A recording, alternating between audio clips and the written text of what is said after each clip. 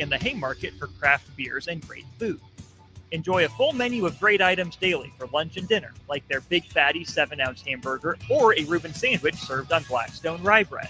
And don't forget their beef or chicken nachos with guacamole, sour cream, jalapenos, and more.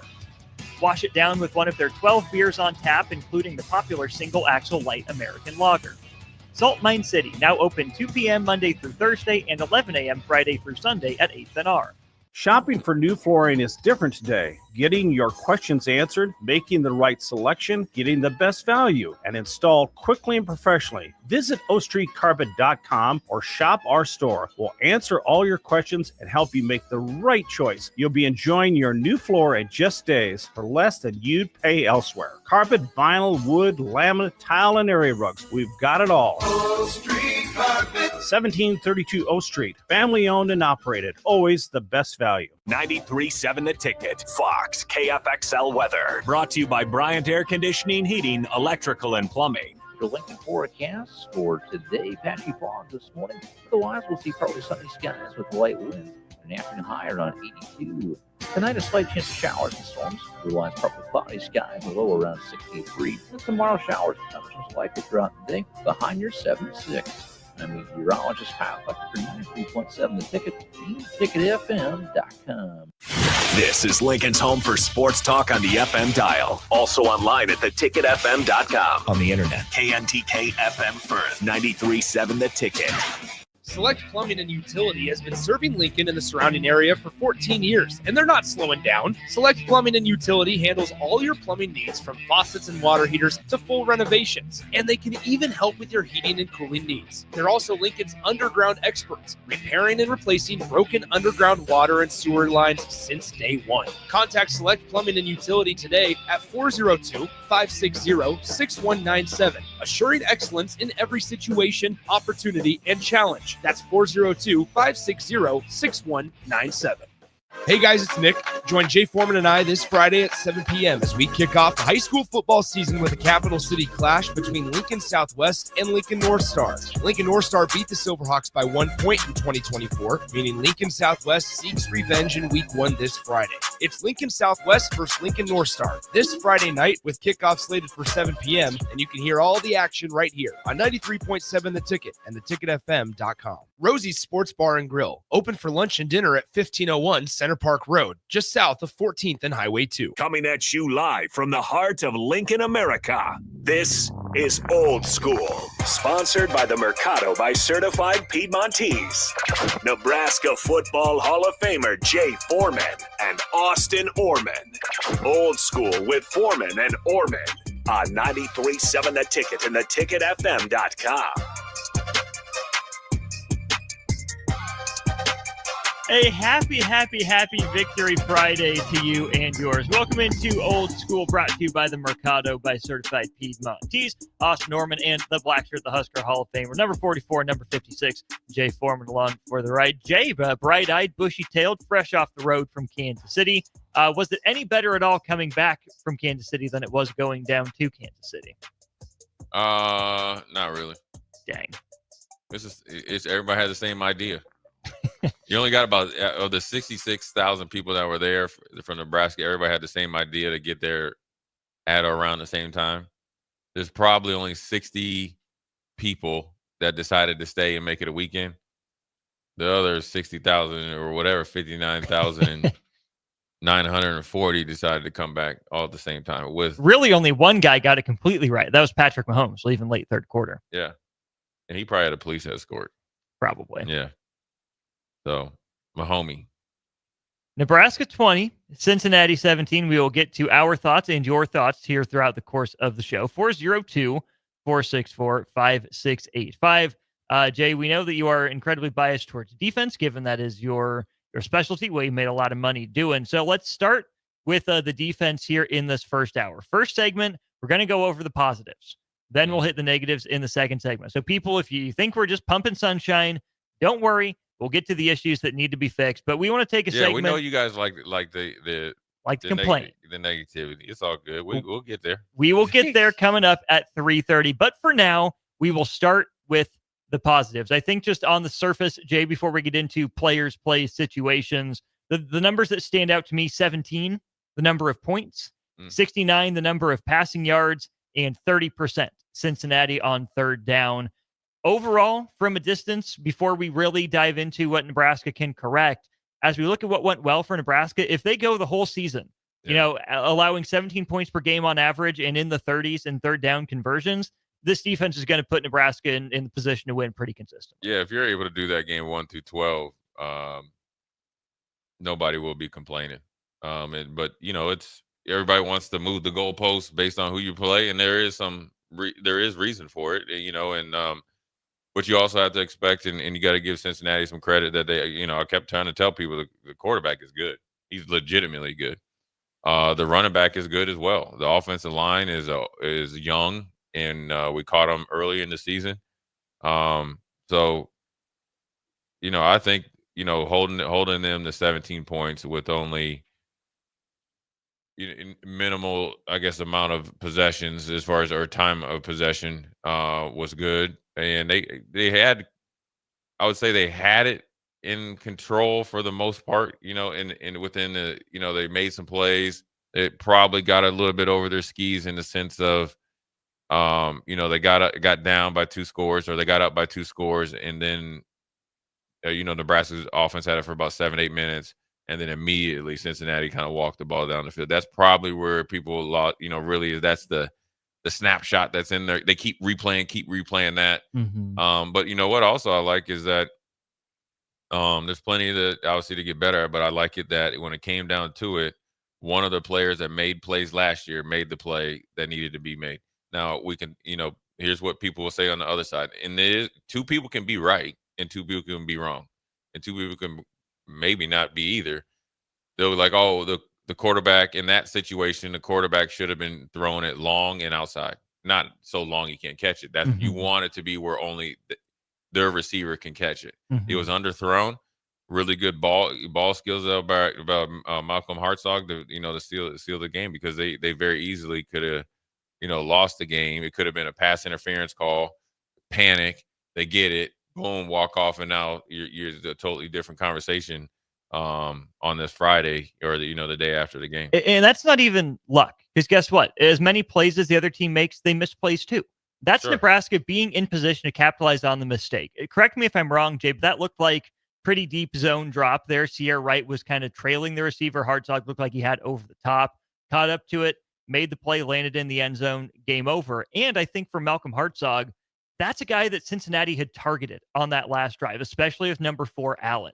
They went to him in the middle part of the fourth quarter, same part of the end zone. Hartzog was there to break it up. Hartzog, of course, gives up a couple completions down the far sideline on the TV angle, gets the holding penalty. Yeah.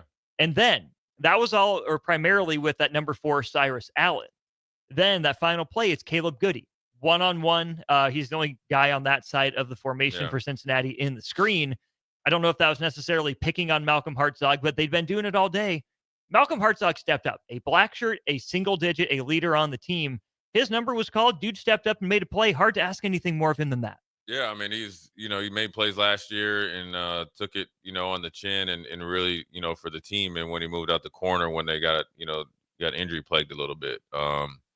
Look, people are going to try to go at him, because, a lot of receivers are a little bit taller than him. And so he's going to get a lot of action. And so, he's very competitive, tough kid, and he's going to get beat sometimes. And that's what happens in this game of football. You just got to continue to work at it and see how you can defend those, either by, getting a deflection or a pass breakup, or don't put yourself in position that they can throw a flag. But then more importantly, when you get a chance to make a play, that's all that matters. And that's what people are talking about right now. And that's the replay that you get is over and over and over. Him going up 50-50 ball, had a good underneath coverage, good box out. I call it box out technique. And, he made a play. And one of the other stats, Austin, that the reason why the defense played well, you had two turnovers. You had a fumble caused there by Shavers, which pretty much won the game. Yeah, take us through that play. So, number one, this is being brutally honest. We need to send. You know how when you send those gift baskets that got fruit. Whoever calls plays for Cincinnati, we need to send him one.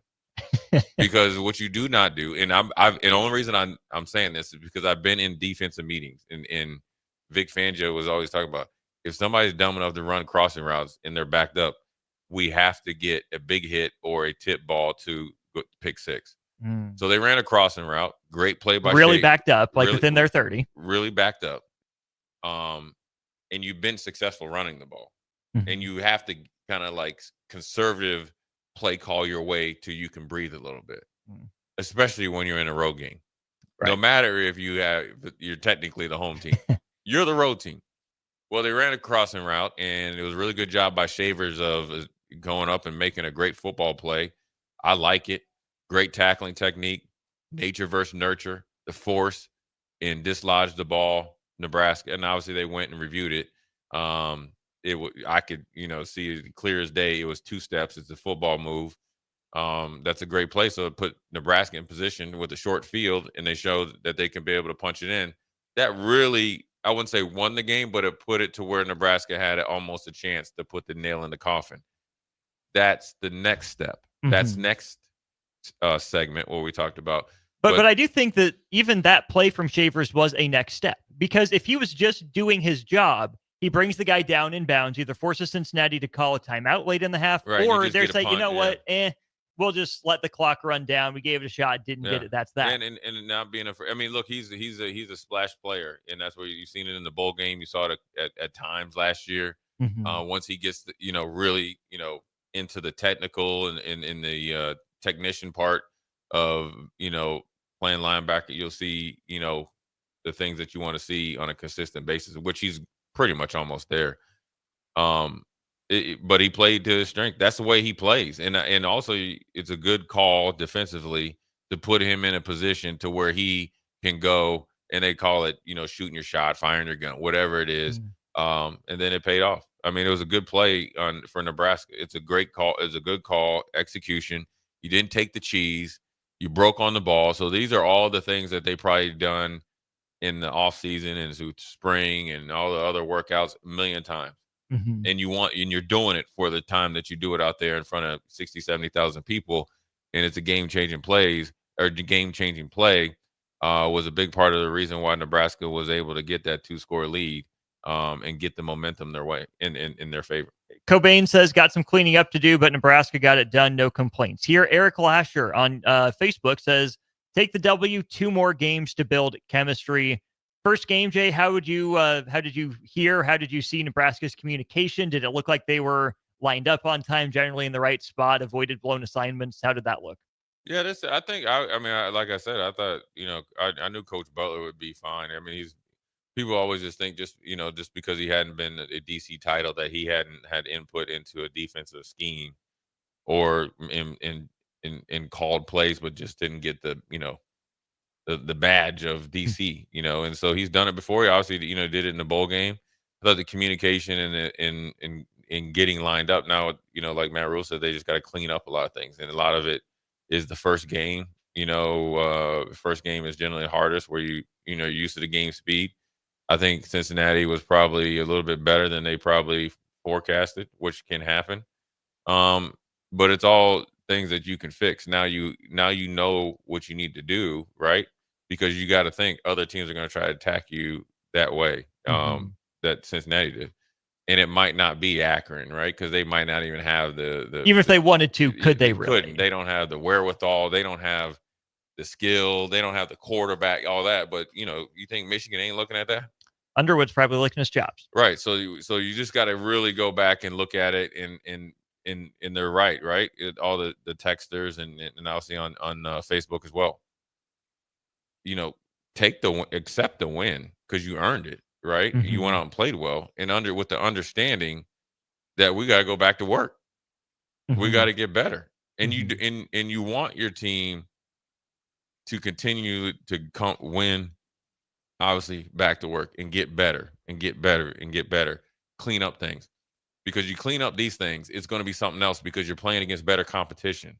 And so it's always a never-ending, race that you're chasing to try to win.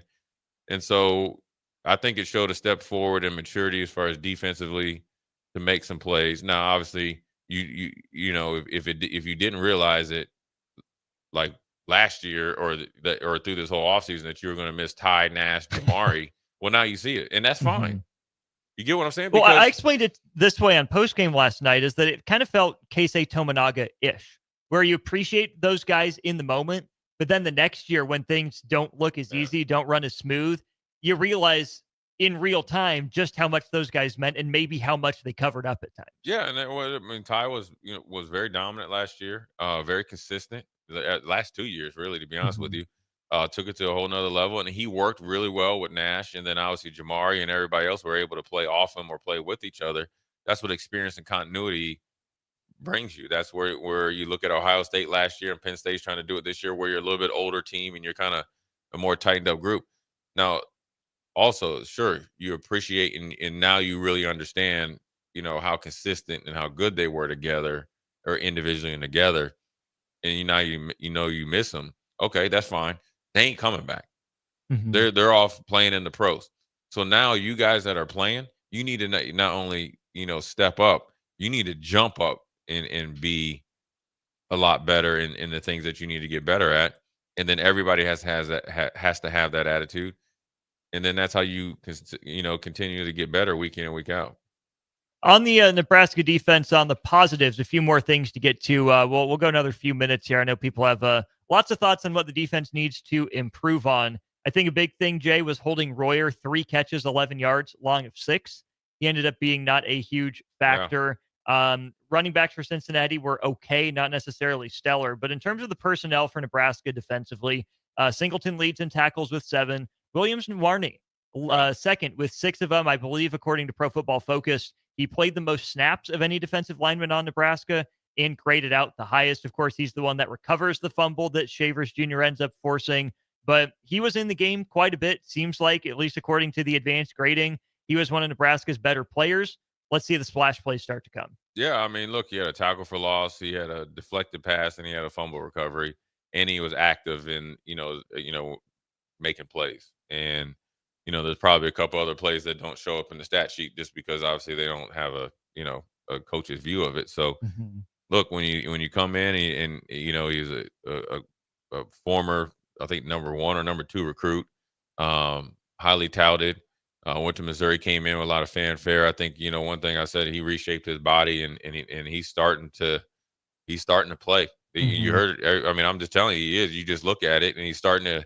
You only can expect bigger and better things because he's starting to get that. You just know. I've been there before. I've seen other players like it. You're like, yeah, he's starting to come on a little bit. So it was good to see him. Deshaun Singleton came up, made some good plays, was very consistent in tackling, and so you like that from your kind of rover senior safety. Linebacker wise, Javen Wright had that tackle for loss on the screen play. Yeah. Shavers, the splash play, didn't get a whole lot of impact from Marquise Watson Trent, but I thought the linebackers at least held their own for the most part. Yeah, in as the defensive line starts to mature and get their continuity, rotation wise, skill set wise, matching up with the role, that will bowl over into the linebacker. So there's going to be a big jump from last week or from yesterday to next Saturday.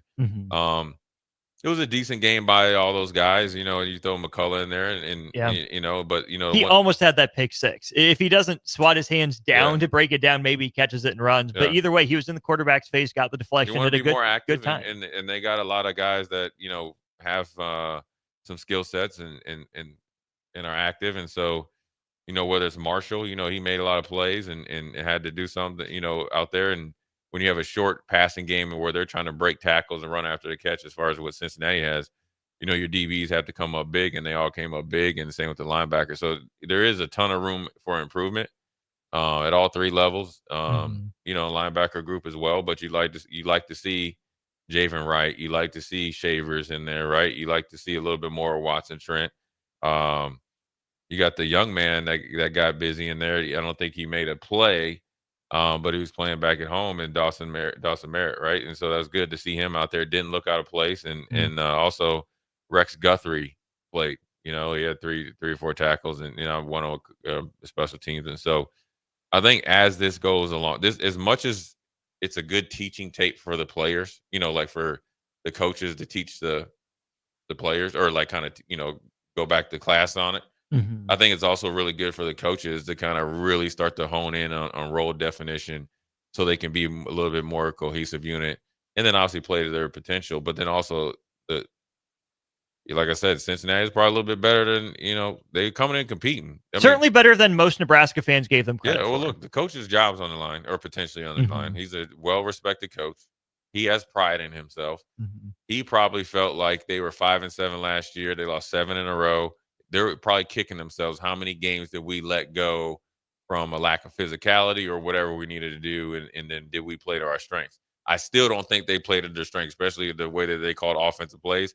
But the philosophy of we're training all offseason.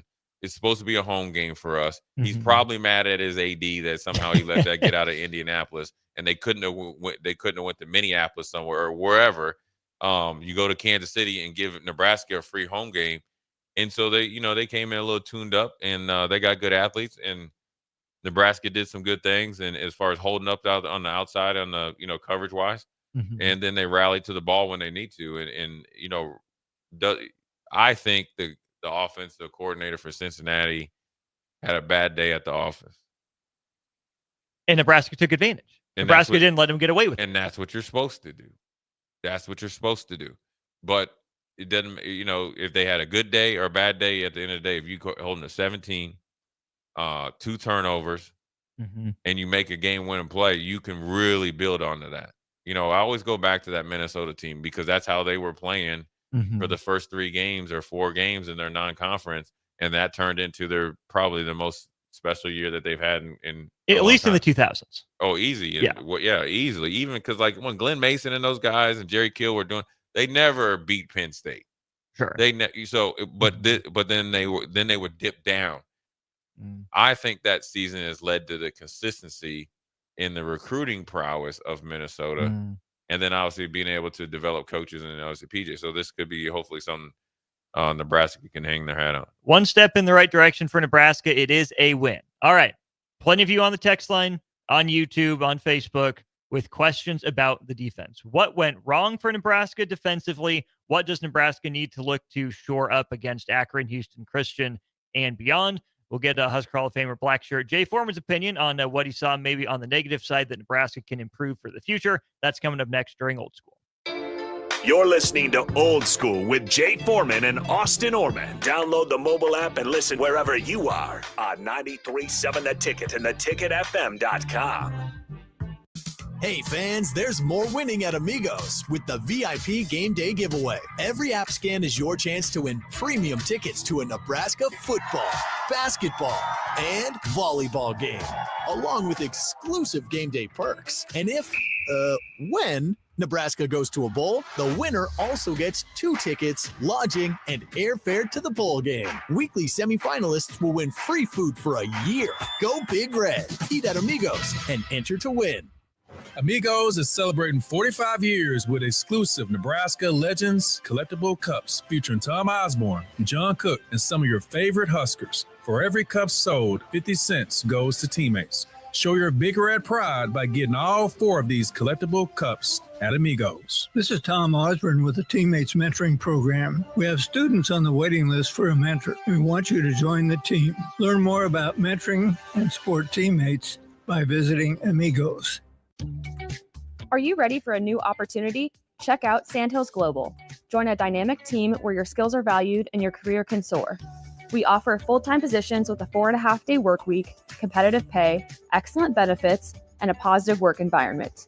From IT and marketing to sales and finance, we're looking for talented individuals just like you. Apply today at sandhills.jobs and take the first step towards an exciting future. That's sandhills.jobs. Don't wait, apply now. Are you looking for an exciting new way to put your skills to work? Explore new career options in the fintech industry at Currency, a Sandhills Global company. We offer full-time positions in financial sales, compliance, operations, and other fields. We also offer a 4.5-day work week, an attractive benefits package, and opportunities for advancement. Put your motivation to work and grow with us at Currency. Visit gocurrency.com/careers to learn more. Are you tired of living in pain? At Prairie Orthopedic and Plastic Surgery, they make it simple. From head to toe, spine to extremities, they've got you covered. Their multi-specialty team of experts in orthopedic surgery, plastic surgery, podiatry, physical therapy, and occupational therapy all work under one roof to get you back to living life pain-free. Don't wait another day. Visit prairie-ortho.com today or call them at 402-489-4700. Prairie Orthopedic and Plastic Surgery, where healing begins. Anderson Ford in Lincoln has 2 convenient locations, which means 2 times the customer service, 2 times the inventory, and 2 times the ability to get you in the car of your dreams. Whether you visit us on the north side or the south side, you'll find more selection and a team that's always on your side. When you're looking for a better way to buy your next Ford, visit Anderson Ford in Lincoln, where exceptional service meets unbeatable selection. Have you been injured in an accident and don't know where to turn? You need an attorney you can trust to handle your case with professionalism and compassion. The attorneys at Liberty Law Group understand that a call to an attorney is a call for help. If you've been injured, we want to help you. Liberty Law's experienced attorneys are committed to the pursuit of justice for those injured. Call Liberty Law and find out how we can help you get the compensation you deserve. Call 877-42-LIBERTY. Call the trial attorneys you can trust. 877-42-LIBERTY. Looking to upgrade your equipment and keep cash in your pocket? Through August at Landmark Implement, get up to a 24-month waiver on select John Deere tractors and combines, or lock in a 1.9% fixed rate for 36 months, followed by 6.2% interest fixed for up to another 36 months. When planning for this year's harvest, we've got a solution that works for your bottom line. Visit your Landmark Implement today and check us out at landmarkimp.com and experience the Landmark difference. 93.7 The Ticket, Fox, KFXL weather. Brought to you by Bryant Air Conditioning, Heating, Electrical, and Plumbing. The Lincoln forecast for today, patchy fog this morning. Otherwise, we'll see partly sunny skies with light winds. An afternoon high around 82. Tonight, a slight chance of showers and storms. Otherwise, partly cloudy skies, a low around 63. And tomorrow, showers and thunderstorms likely throughout the day. The high near 76. I'm meteorologist Kyle Fletcher for 93.7 The Ticket, ticketfm.com. Shopping for new flooring is different today. Getting your questions answered, making the right selection, getting the best value, and installed quickly and professionally. Visit ostreetcarpet.com or shop our store. We'll answer all your questions and help you make the right choice. You'll be enjoying your new floor in just days for less than you'd pay elsewhere. Carpet, vinyl, wood, laminate, tile, and area rugs. We've got it all. O Street Carpet. 1732 O Street. Family owned and operated. Always the best value. Back to old school with Foreman and Oerman on 93.7 The Ticket and theticketfm.com.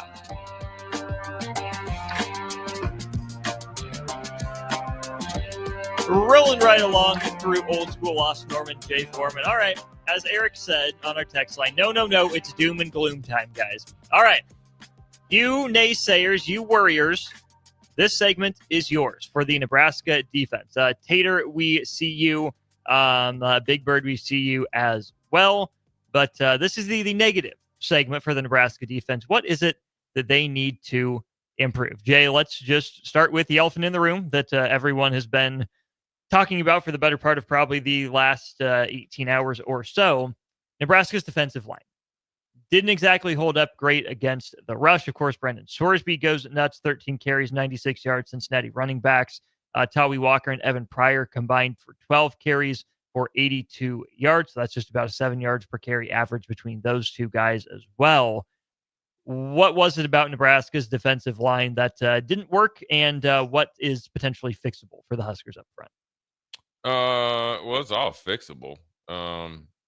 I just think that first game, look, I've been there, and you know, you're playing game speed or you're playing against another opponent, and sometimes I'm gonna tell you what happens, especially when you're a younger player.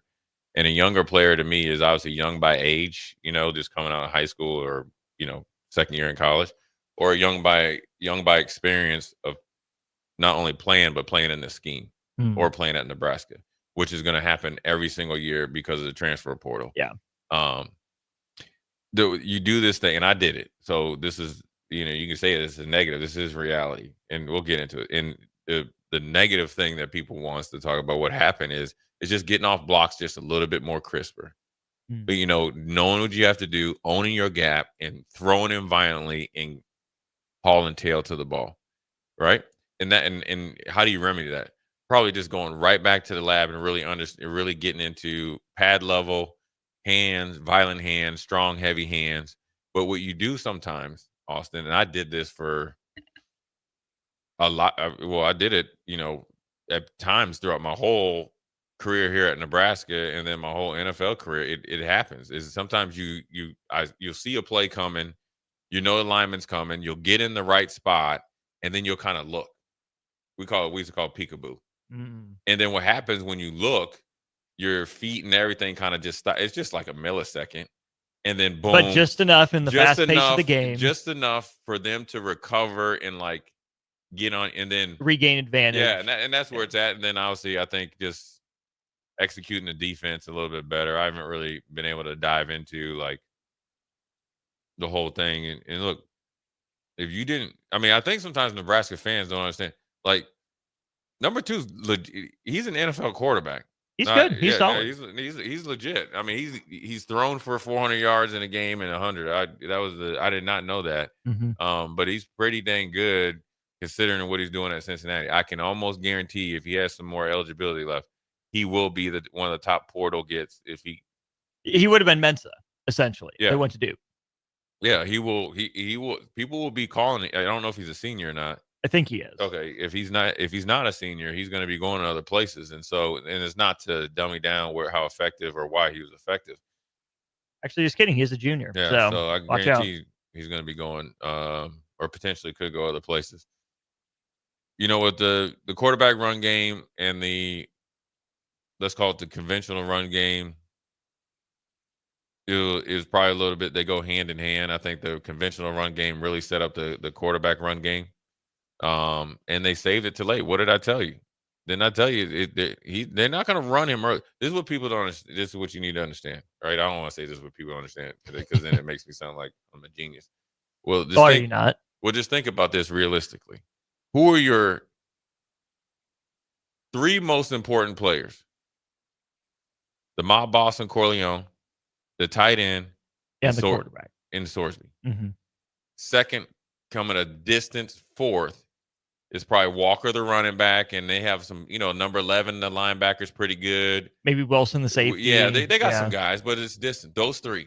So when you're playing essentially a home road game against, in your mind, until you face or understand the reality of a bigger Big Ten team, you're not going to put them in harm's way because you're just really, it's like a prize fight, and you're just out there just jabbing and making sure you don't get knocked out with a right hook. So you're just playing a lot of defense and playing steady.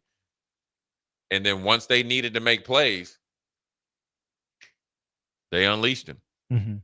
And how does that happen? You just get a little bit you got to be really disciplined in your rush lanes, and you got to understand the why. And that just comes from experience. This is not to, moose over or, whatever, gloss over stuff. Getting out of there with a ugly victory and being able to have some good teach tape. I got your attention next week when we play Akron. I got your attention come Monday when we got practice. Wasn't as easy as you thought it was going to be, so you better listen up. It's not even that. It's like these are the things we actually got to continue to get better at.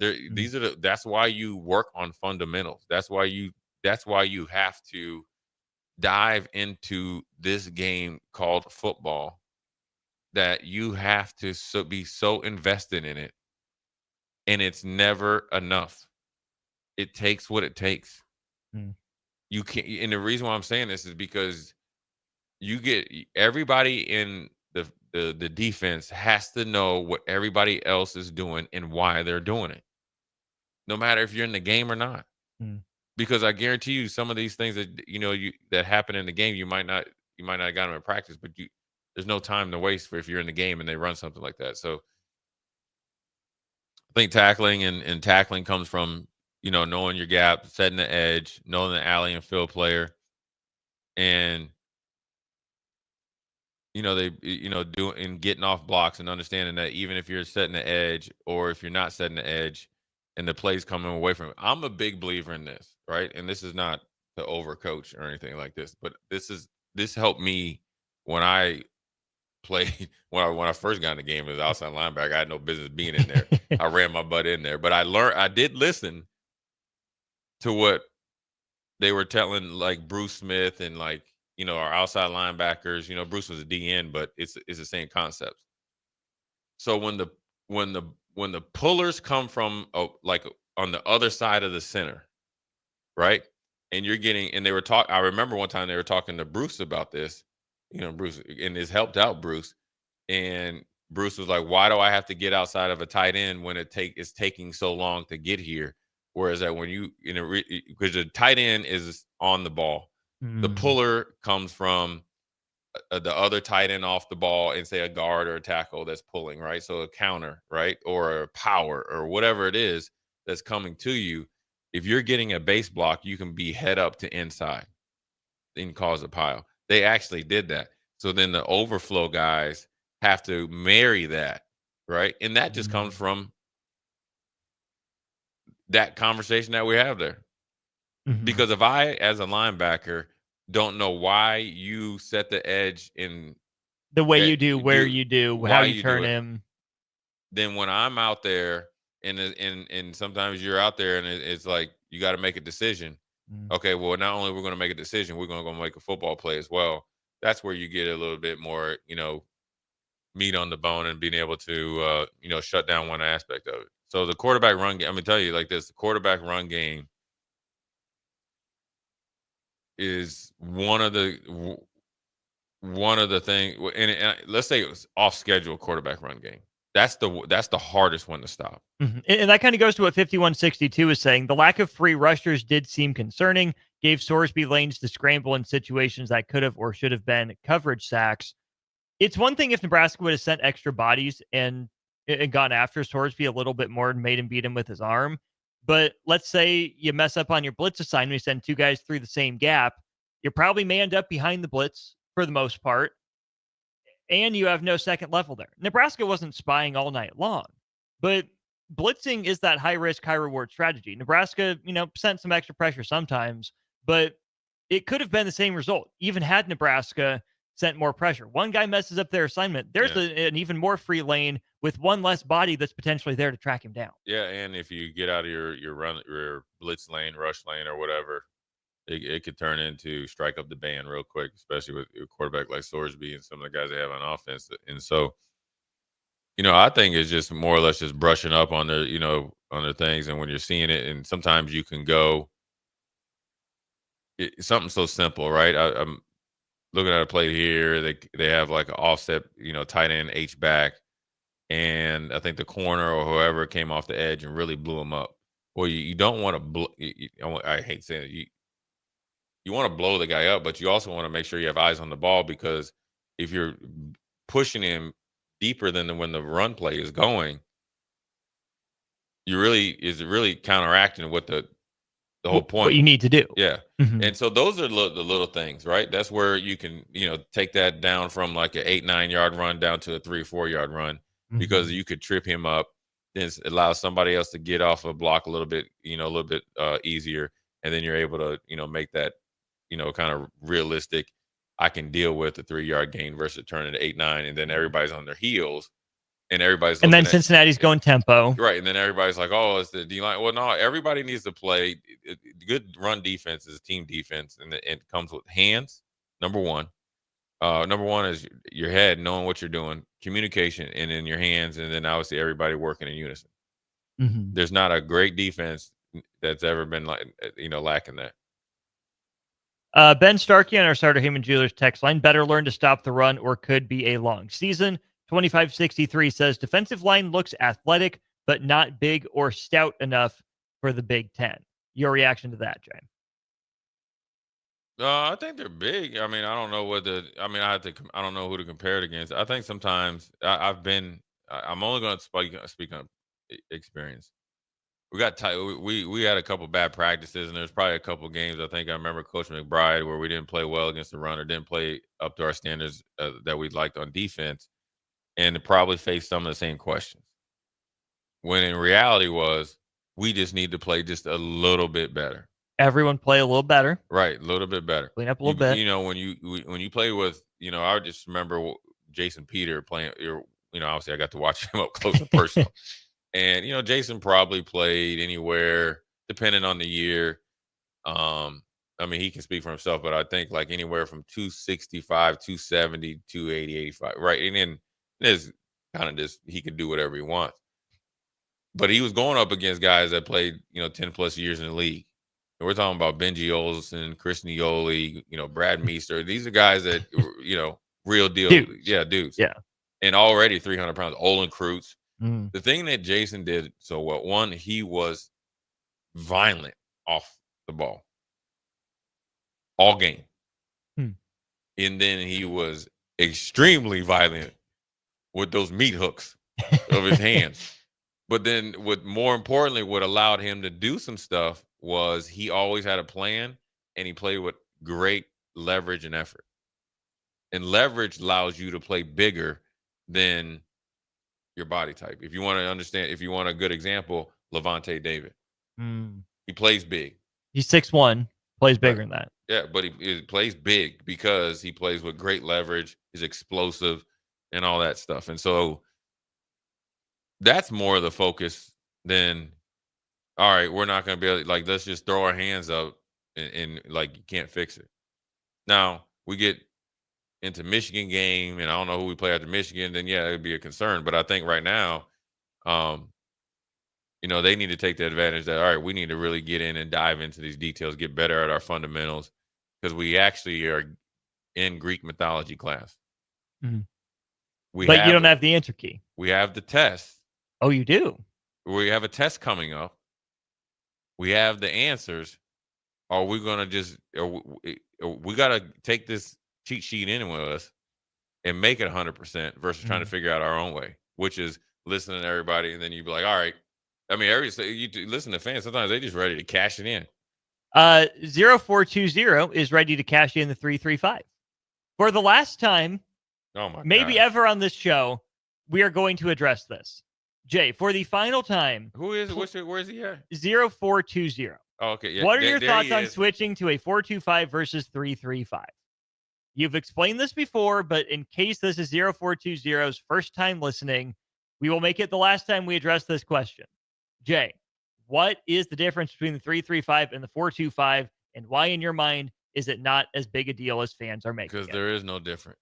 There is no difference. It's all based on what you want to do, like personnel-wise, and how they line up. More importantly, you just go back to, I think I'm going to look at this right here. In the first play defensively, I'm just looking at it right here. First play defensively, if I pause it, they're in a 3-3-5, but they're in a four-man front. Because guess what? Deshaun McCullough is right up there on the line of scrimmage. So there is no difference. And the majority of teams go 11 personnel, so you're going to most likely be playing nickel, which is 4-2-5. Mm-hmm.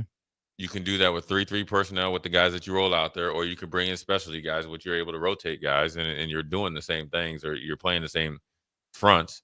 Which last year, that's like when Nebraska would have had James Williams, Ty Robinson, Nash Hutmaker, and MJ Sherman or Jamari Butler on the field at the same time. Yeah, and then you have there's your four-man front. And then you have flexibility too. So you're able to kind of be out in four-man front personnel. You can take McCullough or, at times maybe even Cam Lenhart off and kind of rotate them around and kind of blitz from a second level and get to the same thing. And so everybody wants to look at the front and try to say the front's you just got to play good, man. I mean, and it's one game, but it's not one game. It's fixable. You know what to fix. Okay, that's the easy thing. The hardest thing is to go out there and actively do it and continue to do it. Don't do it against Akron. It's like, all right, we got to fix. Just like you don't want to have the mindset of we didn't play well, so the season's over. And, So someone last night said something to the effect of, I hope that this team and these coaches treat this close win as a loss with lots to get better from. And that flies directly in the face of what you've said all along. You can't beat the winning feeling. In no way is this a loss for Nebraska. For this team, for what these guys are trying to learn how to win. You want them to, accept and understand anytime you win, it's good, but also understand it's never good enough. Mm-hmm. That's probably what he's trying to say. Well, it's chasing the ghost. Yeah, but you have to. Mm-hmm. But the good thing is, tangibly, as we watch it, or they're coaching and watching it, it's realistically we got things to work on. Mm-hmm. But the best thing about it is we found a way to win. Mm-hmm. And there's probably more positive than negatives, and they just got to figure out. They just got to get in to what they need to get into in order to do a better job. And also, you have to understand, Cincinnati came in well prepared too, and number 2's a dude, mm-hmm. and the running back too, number 3, pretty solid. He's a dude. 11's mm-hmm. a dude. They have good players. Mm-hmm. Offensive line, I'm sure, is pretty decent. So, yeah. So they got work to do, but they got a dub sack. We have a couple people already converted to the Church of Foreman. Cubsker, doesn't matter, 335-425-34. Go do your assignment, kick butt, go home.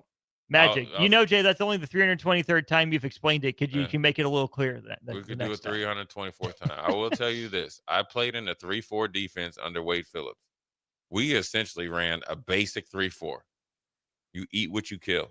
Now, it was obviously we had Bruce Smith and everybody else, and they were doing a lot more eating than I was. But you were getting table scraps there. Yeah, I was getting the scraps, but I was living good though. I was eating the scraps, but I was in the penthouse because I was playing behind Ted Washington.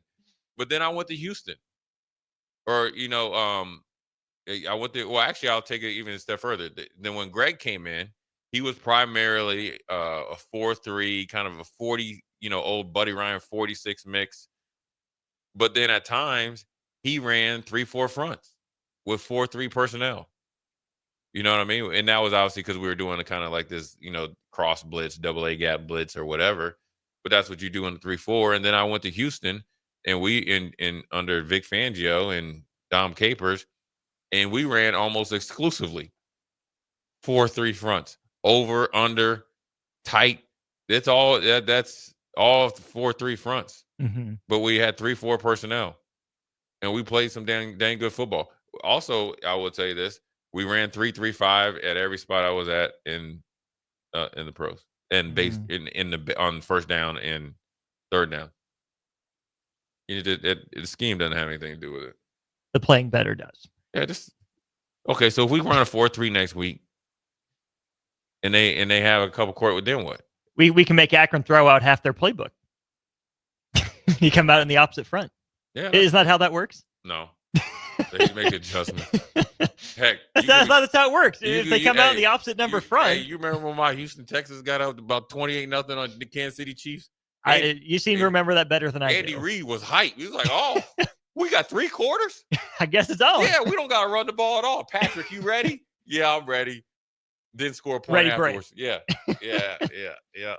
$50 to Grotto Bar and Lounge could be yours. We'll ask a trivia question, give that away, and we'll turn our attention to the Nebraska offense as we get ready for Hour 2 of Old School. Watch Old School live on Facebook, YouTube, or Twitch. Old School with Foreman and Oerman on 93.7 The Ticket and theticketfm.com.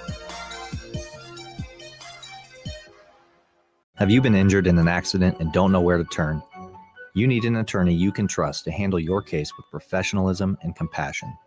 The attorneys at Liberty Law Group understand that a call to an attorney is a call for help. If you've been injured, we want to help you.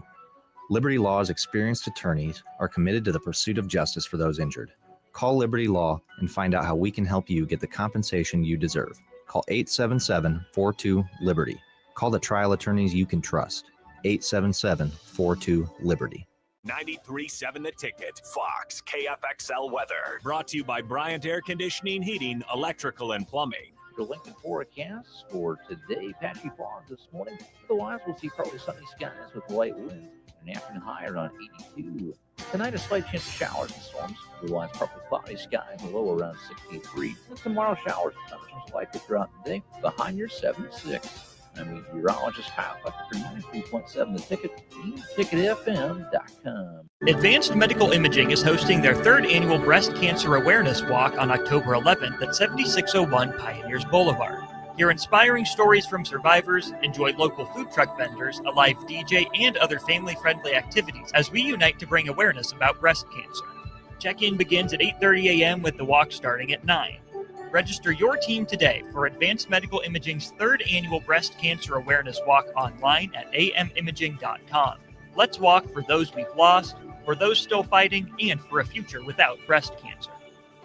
Shopping for new flooring is different today. Getting your questions answered, making the right selection, getting the best value, and installed quickly and professionally. Visit ostreetcarpet.com or shop our store. We'll answer all your questions and help you make the right choice. You'll be enjoying your new floor in just days for less than you'd pay elsewhere. Carpet, vinyl, wood, laminate, tile, and area rugs. We've got it all. O Street Carpet. 1732 O Street. Family owned and operated. Always the best value. Hi, Sean Callahan here for Koppel Chevrolet GMC. This month kicks off Koppel's 50th anniversary sale. We're celebrating 50 years by offering an additional $500 discount to the next 100 customers that buy a new vehicle. This is in addition to the huge savings already in place. You can take an extra $500 off our discounted price, or we can cut you a check on the spot. Celebrate with savings and see why customers have trusted Koppel since 1975. It's our way of saying thank you for all these years. Are you tired of living in pain? At Prairie Orthopedic and Plastic Surgery, they make it simple. From head to toe, spine to extremities, they've got you covered. Their multi-specialty team of experts in orthopedic surgery, plastic surgery, podiatry, physical therapy, and occupational therapy all work under one roof to get you back to living life pain-free. Don't wait another day. Visit prairie-ortho.com today or call them at 402-489-4700. Prairie Orthopedic and Plastic Surgery, where healing begins. When only the best will do. Sartor Heyman Jewelers. Rick Heyman here from Sartor Heyman Jewelers. I want to personally thank our great customers for voting us once again the best of Lincoln. At the same time, we're celebrating our 120th year in business in the great state of Nebraska. Visit us at South Point, Grand Island, and the Outlet in downtown Lincoln. Visit us today at sartorheyman.com. Sartor Heyman Jewelers.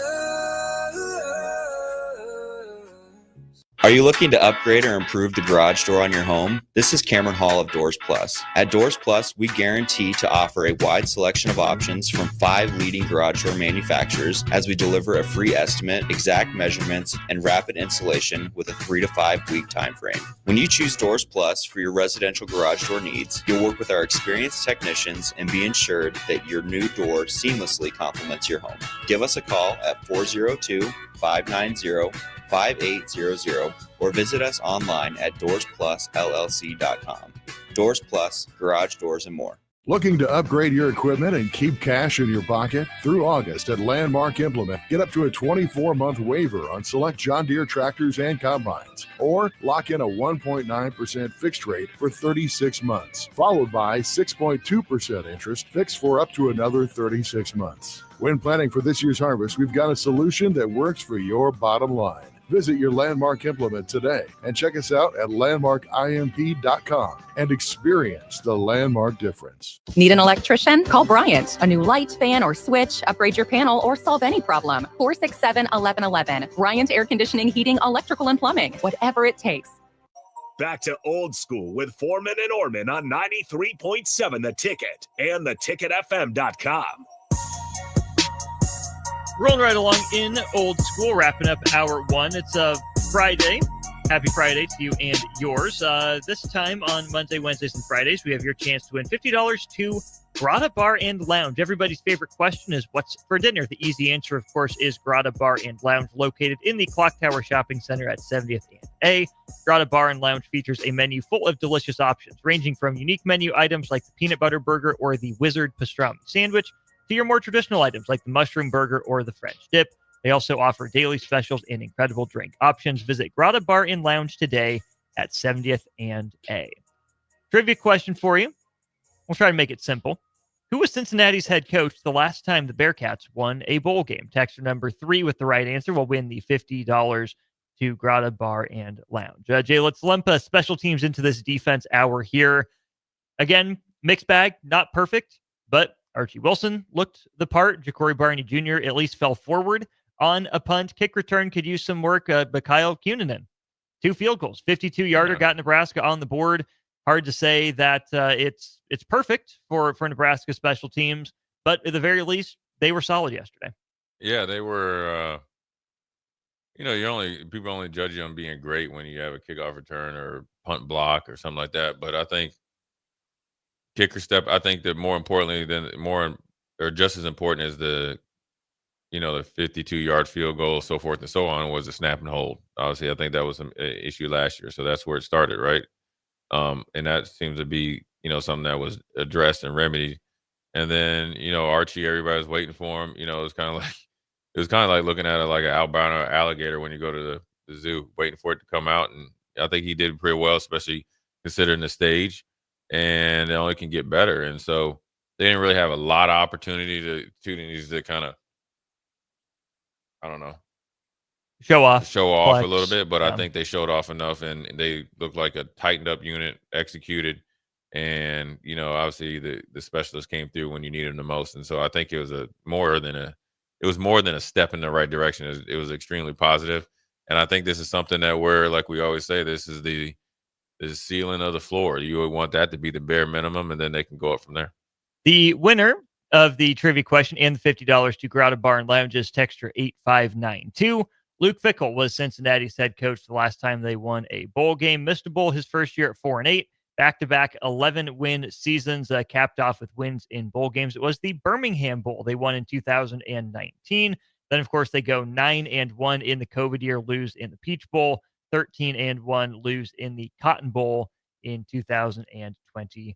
All right, let's go ahead and call this a good short segment. When we get back, the Husker football offense. Only 20 points, but an efficient day from quarterback Dylan Raiola. We'll start again with what went right for the Nebraska football offense. If you want to complain about the offense, save it for 4:30. At 4 o'clock, what went right for the Nebraska football offense and the Huskers win over Cincinnati. That's all ahead in hour 2 of Old School. You're listening to Old School with Jay Foreman and Austin Oerman. Download the mobile app and listen wherever you are on 93.7 The Ticket and theticketfm.com. Make this your best football season yet with help from Limitless Mail. If you're struggling with low energy, muscle loss, brain fog, belly fat, mood swings, it's likely low testosterone, and Limitless Mail can fix that. We've helped over 100,000 men feel stronger, leaner, sharper, and more like themselves again. Don't sit on the sidelines this season. Take control. Book your free consult today at limitlessmail.com. That's limitlessmail.com. At Fairway Meat Market, your family, and as part of the family, they want to save you money on your meat and groceries. Now, through August 31st, enjoy USDA Choice Whole Boneless Ribeye Loin for $14.99 per pound. All natural boneless chicken breast for $2.99 per pound. All natural whole bone-in pork butt, $1.69 per pound. And buy 5, get 5 free on brat patties. That's all at Fairway Meat Market in the Rockledge Square Shopping Center, just south of 84th and Van Dorn. Saturday. Eagle Raceway is open for a full season of dirt track racing action every Saturday night. Don't miss the epic battles on the high banks of Eagle Raceway each Saturday between the Nebraska Septic Sprint Cars, Nebraska Lottery Modifieds, Avid Realty Sport Mods, Valentino's Hobby Stocks, and A1 Iron Stock Cars. Let's go racing. Eagle Raceway, just 10 miles east of Lincoln on O Street. Check out the full schedule at eagleraceway.com. Big news, Nebraska. Love Omaha is now Love Nebraska. This is more than just a new name. It's a tribute to what Nebraska represents in the world of volleyball. It's still the same team with the same mission, led by players you know and love. Now backed by a new ownership group led by Jordan Larson. As Love Nebraska, they're entering an exciting new chapter, pushing for a championship title in 2026 and building new opportunities for the next generation of players across the state. They want you with them. Let's show the world how Nebraska plays volleyball. Join the movement at lovneb.com and sign up to become a Love Nebraska Insider today. M Suits Clothiers, Lincoln's favorite men's store, is having their end-of-season clearance sale. End-of-season clearance is going on now with up to 75% off. Stop in now for the best selection on polos, sport shirts, suits, sport coats, dress pants, and dress shirts. Suits as low as $299, sport coats starting at $199, dress shirts as low as $69, and polos starting at $49. M Suits Clothiers is located 1 block south of 56th and Pine Lake Road. M Suits Clothiers, your menswear store. This is Lincoln's home for sports talk on the FM dial. Also online at theticketfm.com. On the internet. KNTK FM Firth, 93.7 The Ticket. Hi, I'm Eli Barnes, Assistant Vice President at Midwest Bank at the 70th and Pioneers and 27th Jamie Lane locations. I love working with families and small businesses right here in Lincoln, Nebraska. Banking shouldn't be complicated, and that's why we make it personal. Whether it's opening your child's first account or securing a loan for your next big step, I'm here to help. Stop in today and say hello. I'd love to meet you. Your community, your bank, Midwest Bank, member FDIC. Are you ready for a new opportunity? Check out Sandhills Global. Join a dynamic team where your skills are valued and your career can soar. We offer full-time positions with a 4.5-day work week, competitive pay, excellent benefits, and a positive work environment. From IT and marketing to sales and finance, we're looking for talented individuals like you. Apply today at sandhills.jobs and take the first step towards an exciting future. That's sandhills.jobs. Don't wait, apply now. In every office, there's two types of people. There are those who bring in bagels and those who eat the bagels that someone else brought in. Everybody likes the first person. Be that first person. Weekday mornings at 7:30, you have a chance to win a business box of bagels from Bagels & Joe. All you have to do is shut up, Sipple. 2 questions for you, 2 for Sip. Win, and the bagels are yours. Lose, well, you don't want to lose. You lost Monday, you lost Wednesday, you're a loser. Shut up, Sipple. Weekday mornings at 7:30, brought to you by Bagels & Joe. Coming at you live from the heart of Lincoln, America. This is Old School, sponsored by the Mercado by Certified Piedmontese. Nebraska Football Hall of Famer Jay Foreman and Austin Oerman. Old School with Foreman and Oerman on 93.7 The Ticket and theticketfm.com. Hour 2 of Old School on a Victory Friday. Nebraska 20 and Cincinnati 17. 402-464-5685. The numbers for you as we dive into the positive in this segment of the Nebraska football offense. Also a major positive for you, the Mercado by Certified Piedmontese. They have 3 Lincoln locations. They have 1 up in Omaha. They lay claim to every type of meat and every type of cut. Check it out. Get some for yourself in what should be a darn good grilling weekend. All right, Jay, Nebraska's offense. Only 20 points. Really efficient day from Dylan Raiola. Emmett Johnson leads the way in touches, in catches, and then with 7 of them, 108 yards on the ground in his first work as running back 1. Let's just start with your kind of blanket statement. What stood out to you in a positive way about the Nebraska football offense last night against Cincinnati? I would say that they were efficient, as far as being able to, they had, 23 first downs, which is 7 more than what Cincinnati had. 10 rushing, 13 passing. Emmett went over 100. And so you ran it 24 times, or 25, and you like, okay, we took what we can get a little bit better. Sure, they're probably thinking like there's some cuts or holes that he could have, maybe hit, but being able to run the ball conventionally when you had to is probably something that should give him a lot of positive. You threw it 42 times. You had 33 completions. I like the pitch and catch, 2 touchdowns. You throw it 42 times with no interceptions. I like it. And sure, there could have been a couple they could have, took, but they didn't. And you took advantage of it. That's just the game. Mm-hmm. He threw it, 42. I like it. You took it, it seems like they just took what the defense gave them, which is a lost art. First downs are great deposits to put in the bank. Mm-hmm. They were able to do that. They made some big pitches and catches. Obviously, in particular, the one to Hunter just over the 50 that kind of got them into the green. I call it the extended green zone. Mm-hmm. The back shoulder on the left sideline. The left sideline was a big time catch, big time throw, big time catch. You got Lindenmeyer going. I felt like he needed to have. That was one of my tips. Mm-hmm. He had to have a sneaky good game. I like that. 5 for 47 certainly qualifies for him. Sure. I mean, I don't even know if he'd have 47 yards his whole career.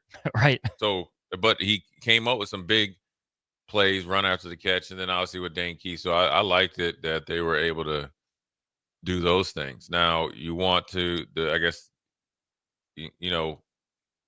maybe have 25 carries. Say you have Emmett at 20 carries for the same amount of yardage, right? Reason why you like that, because either you spread those carries out based on Emmett now at over 5 yards a clip, or you spread those carries out to a couple, say 3 of those carries go to Nelson or Mosey or whoever, but then that's 2 extra passes in the conventional passing game, and it could be anything.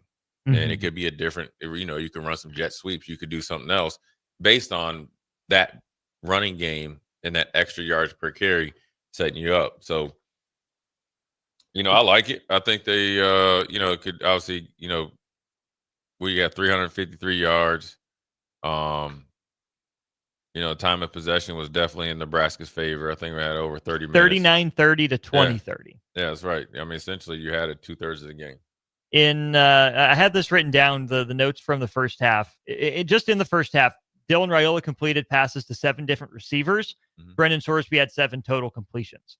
Nebraska had run 23 plays in Cincinnati territory in the first half, whereas Cincinnati had run 23 total plays. And, of course, a lot of that came in that 13-point outburst for Nebraska in the second quarter. Jay, I'm glad you brought up the aspect of Nebraska taking what the defense gave them, especially in Dylan Raiola's case. I'm going to point to this as a positive with a caveat, just kind of an explainer. We have this comment from YouTube. It's William. He says, is Raiola not going deep because wide receivers can't get separation or because the offensive line can't pass block? I think William's not alone in thinking that. I saw a lot of people nationally say, well, this isn't the Nebraska offense we were promised. They still struggle to get vertical, not a lot of shots down the field, and that's really going to limit the ceiling for this offense. Not what we thought it was going to be. I guess I have more questions about Nebraska. It seemed like the game plan from Cincinnati is what we've talked about a lot in the NFL. Too high, keep it in front of you. Yeah. I mean, the D coordinator plays zone. All night long. And guess what Dylan did? Hit the open guy. And that's what you're supposed to do. I mean, you got to think one of the things that I thought, now Adrian Martinez is doing a good job of it now, is one of the things that he wasn't coached, and Taylor Martinez as well, just a simple pitch and catch. And that's what you got to do that. You can't. I always go back to remember when the reporter asked James Franklin why you ain't throwing up any 9 routes, and he came out the next week. It was 4 9 routes. It didn't hit any of them. And then he asked, "Are you happy? You happy?" So I just think, in the zone, you got to take what you can get. And, they obviously were a little worried about Nebraska getting over top of them. And so that will come. Now, that could come a little quicker by being just a little bit better and more efficient in the run game conventionally early in either the series of the first couple plays or 4 or 5 plays, or in a quarter or a half. You make him commit that extra guy to the box. And you got to set it up. It's got to be a good time in the field where you can take a shot. It's got to come off the original action. It's like how they always talked about Kobe Bryant and Michael Jordan and LeBron. All the moves that they do are set up off the base, their basic base stuff. And so also then you get your continuity and clicking. So sure, there's room to grow, but I look at it like this. You had the red zone scores, 3 of 3, 2 touchdowns, 1 field goal. All right, we needed to get better at that. I mean, I think Coach, these are all things that 3rd down, 10 of 18. Really good. Really good. Here's the thing I actually really like is when you look at the time of possession. And this is crazy. 11 minutes and 45 seconds in the second quarter. You talking about bleeding somebody. Yo, we used to call that? Catfish. Got your catfish, you got to bleed them right there. So the blood ain't in the meat. And you just got to let them go. You got to put them on ice, let them slow bleed, right? That's it right there. Then you come back out in the third quarter, and it's essentially 10 minutes. In the fourth quarter, 10 minutes. I like it because you are able to control the game and control the ball. Now, off of that, obviously, we'll get into the next segment what they could do better. But I like there's more positives there than obviously negatives because they were able to do some things that they hadn't been able to do on a consistent basis. And those are probably things that Coach Roy wanted to see come to fruition because I'm sure he tried to address those in the offseason. Another one that's really, really good. 7 points off of turnovers. The game-changing look. In the middle 8. In the middle 8. Actually, it's the 12. My bad, middle 12. It is, because you got that going in You the did. you got it going on in the halftime, and then coming out of halftime, we need to get a little bit. We need to get the 5-hour energy or the sparks going, and we win the second one. We didn't cash in coming out of it because that's the Had a decent drive, but it stalled. yeah. You know what that second half 6 minutes is? We're going to name that's the Game of Thrones. That's Ned Stark. I like it. I like you, Coach Satterfield, but we must cut your head off right now. Oh, we got a caller in? Looks like we got a caller. How about this? Hey, our boy Bach, I'm going to tell you. Bach right there, if you guys listen to Bach with Farley, he hits you with some body blows and laughs at you. I got something for him. Got something for you, Bach. All right, let him in. John on our Honda of Lincoln hotline. Good afternoon. How are you, John? What's on your mind? Hey, I'm doing great. Good to listen to you guys and talk to you a little bit. Hey, I've got a question for both of you, and Jay, you can fill me in. When Cincinnati was sitting in cover 2 with 2 high safeties for most of the game, you just alluded to if we were to be able to run the ball a little bit better, it would have helped a lot. I thought exactly the same thing. My question was, with 2 high safeties and they stayed high, why weren't we able to run better? It seems to me we had a bit of a numbers advantage there. Well, that's a great question. Thank you, John. Appreciate it. And what I meant by is if you are able to go from 4 yards of carry for Emmett to 5 yards of carry with less carries, you get to dictate the coverage. So they ran the ball efficiently, but to be effective with it, and then what you're asking is the reason why they feel like they can play 2 high safeties is because they got big number 2 and the other guy in there, and they did a good job. I'm gonna tell you what Cincinnati did a really good job of causing like havoc and then hustling to the ball, and they played fast. They were there. They did. Where you had Antoine Peak and all those guys, they read it and they kept everything in front of them, so they were coming downhill immediately. Even when you kind of, maybe Emmett got through there, he's like, all right, I'm about to get jiggy with it. Well, you're getting hit a couple times, and so I just think you got to give Cincinnati credit. They really hustled and played a heck of a game as far as getting more hats to the ball and eliminating Nebraska getting chunk plays in the run game and or the short passing game, which they were willing to give up. Yeah. So it's partly their scheme. It was the bend don't break kind of mentality. Right. It's partly their scheme, what they wanted to get accomplished, and then also they were executing it pretty decently. And so it made it, where you have, Dillon threw for 240 some yards and for 42 attempts, and Emmett had over 100. That's not normal to have. And then you're like, oh, it's ho hum. You win a game 20-17. I'm going to go with a cross sport analogy. I know it's during football season here, but you can go to both baseball and basketball for kind of a crossover to what Nebraska ended up facing and the way Nebraska's offense performed. When you talk about taking what the defense gives you, right, in baseball terms, that's a slap single the opposite way. Single to right, single to left, single to right, single to left. Here's the thing. You hit 4 singles in a row, you might score 2 runs, depending on where the ball's hit, how hard it's hit. You probably took 4 hits to score 1 run. Yeah. There wasn't a home run in that mix, right? Nebraska didn't hit the home run play. It's like having a 300 batting average with a 300 on base percentage and a 300 slugging percentage.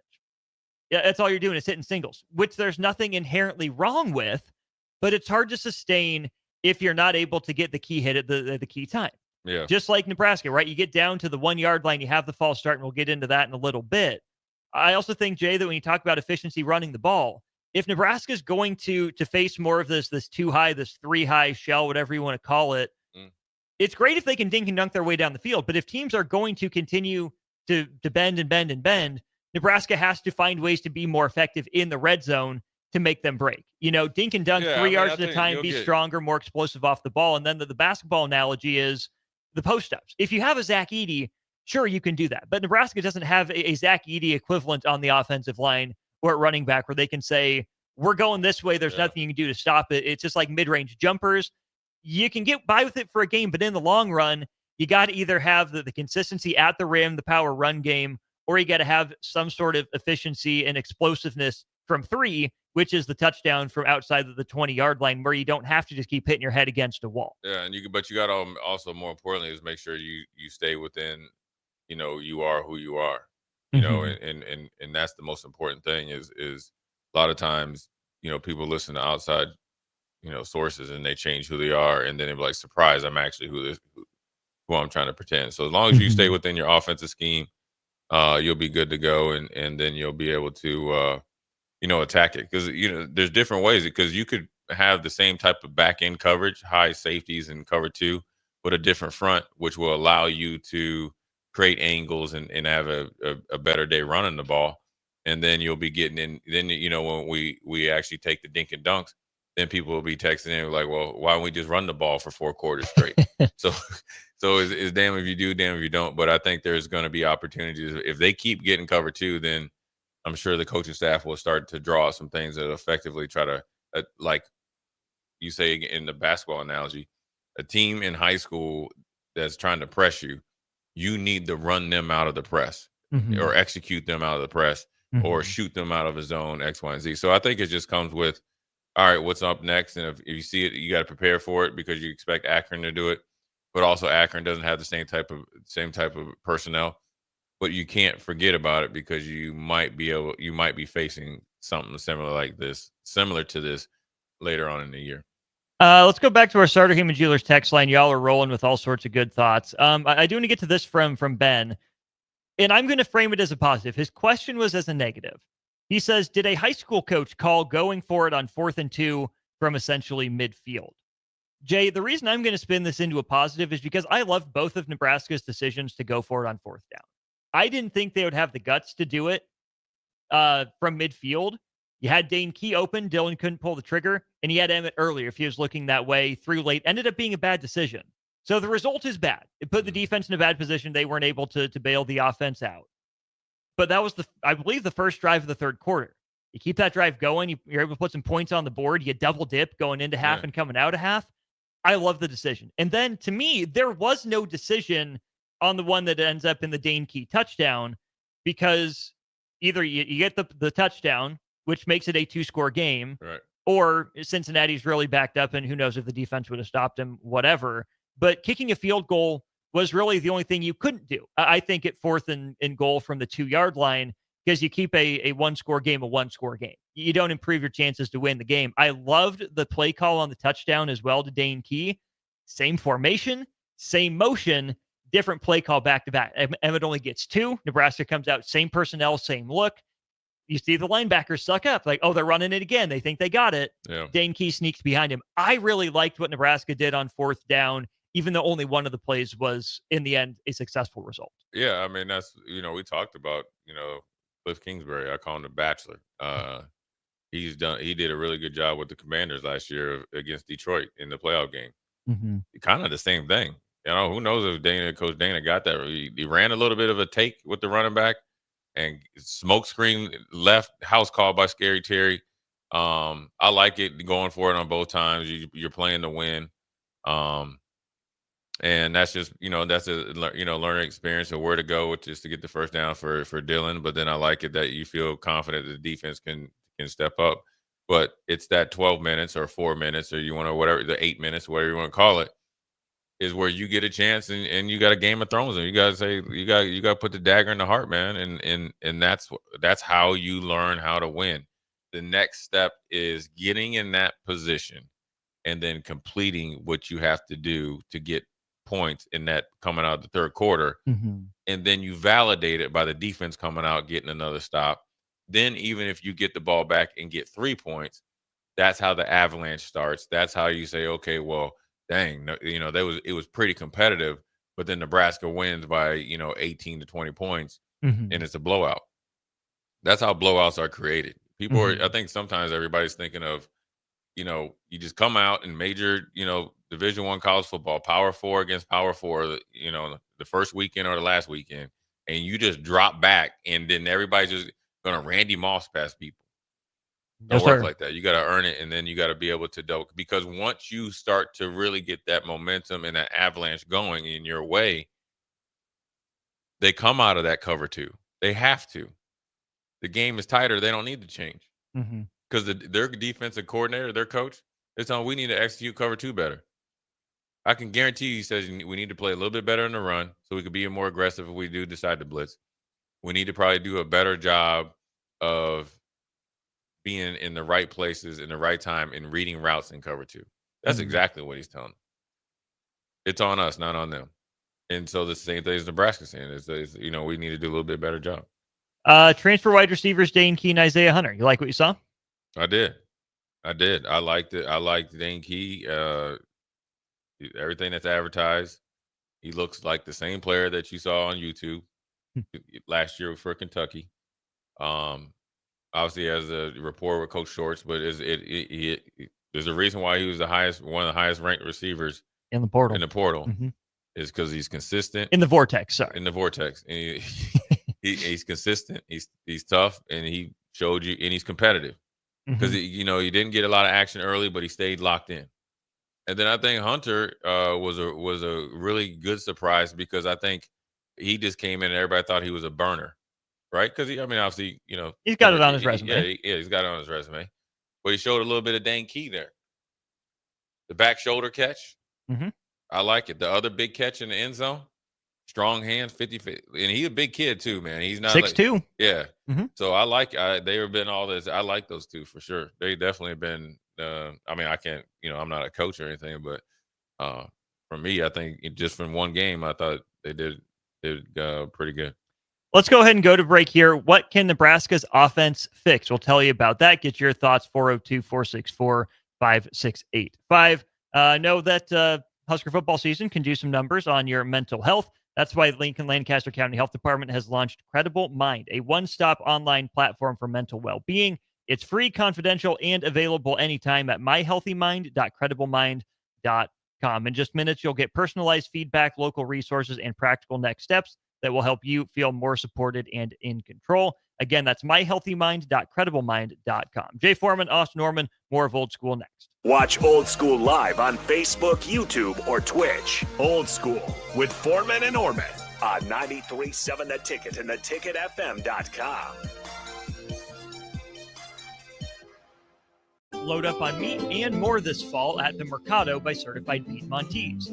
This week's specials through September 2nd are $1 off buns, 15% off cheese and crackers, 10-ounce grass-fed, grass-finished New York strips for $17.99 each, and steakhouse burger packs for $13.99.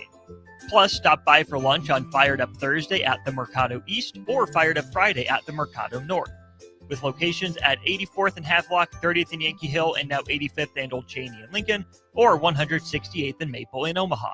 Get to the Mercado today for the best meat in town. Hi, Sean Callahan here for Koppel Chevrolet GMC. This month kicks off Koppel's 50th anniversary sale. We're celebrating 50 years by offering an additional $500 discount to the next 100 customers that buy a new vehicle. This is in addition to the huge savings already in place. You can take an extra $500 off our discounted price, or we can cut you a check on the spot. Celebrate with savings and see why customers have trusted Koppel since 1975. It's our way of saying thank you for all these years. Hi, I'm Eli Barnes, Assistant Vice President at Midwest Bank at the 70th and Pioneers and 27th and Jamie Lane locations. I love working with families and small businesses right here in Lincoln, Nebraska. Banking shouldn't be complicated, and that's why we make it personal. Whether it's opening your child's first account or securing a loan for your next big step, I'm here to help. Stop in today and say hello. I'd love to meet you. Your community, your bank. Midwest Bank, member FDIC. A1 Automotive's second location is now open at 5110 State Hill Drive, just off of Yankee Hill Road. The new location continues to specialize in all makes and models and provides personalized service as they have for 15 years. With the school year here, A1 Automotive reminds you that college students get 10% off any service, and they offer free tire repair with a valid college ID. Schedule your appointment today at a1autolincoln.com and visit their new location in South Lincoln at 5110 State Hill Drive or downtown at 11th and L. Wall to Wall Wine and Spirits is your place in North Lincoln to go for all your needs in wine, spirits, and beer. They also have a large variety of cigars in their walk-in humidor, and they have a top-notch walk-in, temperature-controlled high-end wine room. Plus, you can enjoy free samples from their tasting bar. There's only one place to go for all your needs for spirits and cigars. That's Wall to Wall Wine and Spirits on North 27th Street in Lincoln.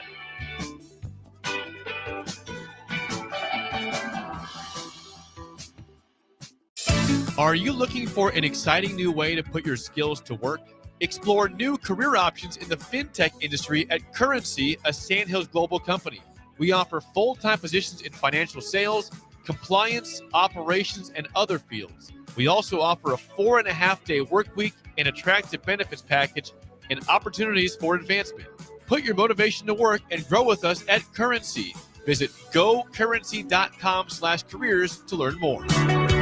Mike, I've been thinking our house could really use a makeover. How about new siding? I've been thinking the same thing. Have you heard of James Hardy? Yes. Sarah down the street had Roofing Service Company install James Hardy siding on their home, and they love it. Roofing Service Company does have great reviews. They took her through the design process and made everything super easy. Roofing Service Company offers expert design and installation. Couple that with James Hardy's durable products and variety of colors, you and your family will love your exterior remodel. Just visit roofingservicecompany.com. That's roofingservicecompany.com. Ryan, with all this red and all these people around, I'm still not seeing the tailgate. Todd Spidell, former body shop owner, terrible driver. We're getting close. Now, did you know with 3 locations in Lincoln and hundreds of years of combined technician experience, we can get Husker fans back on the road even quicker and safer after their tailgate mishaps? Oh, Todd, turn left right here. Left or right? Left, right here. Right? Well, you wait for the tow truck. I'm getting a hot dog. Well, I guess while I'm waiting. All right! Most recommended! Eustace Body Shop. Woohoo! Dude, you should be on American Idol. You really think so? No. Accidents happen, even to Husker fans. If it happens to you, call Eustace Body Shop, where our customers send their friends. The most recommended Eustace Body Shop. That's who we are. Boxing is back this Saturday with no nonsense at the Complex. The Midwest's best professional boxers will display their best performances with hometown favorites Clyde Godzilla Johnson and Jack Lawless Frericks among the boxers. Get your tickets at thecomplexlincoln.com, where you can live stream the event as well. Doors open at 6 p.m. with first bout at 7 p.m. this Saturday, August 30th at the Complex at 1555 Yolanda Avenue.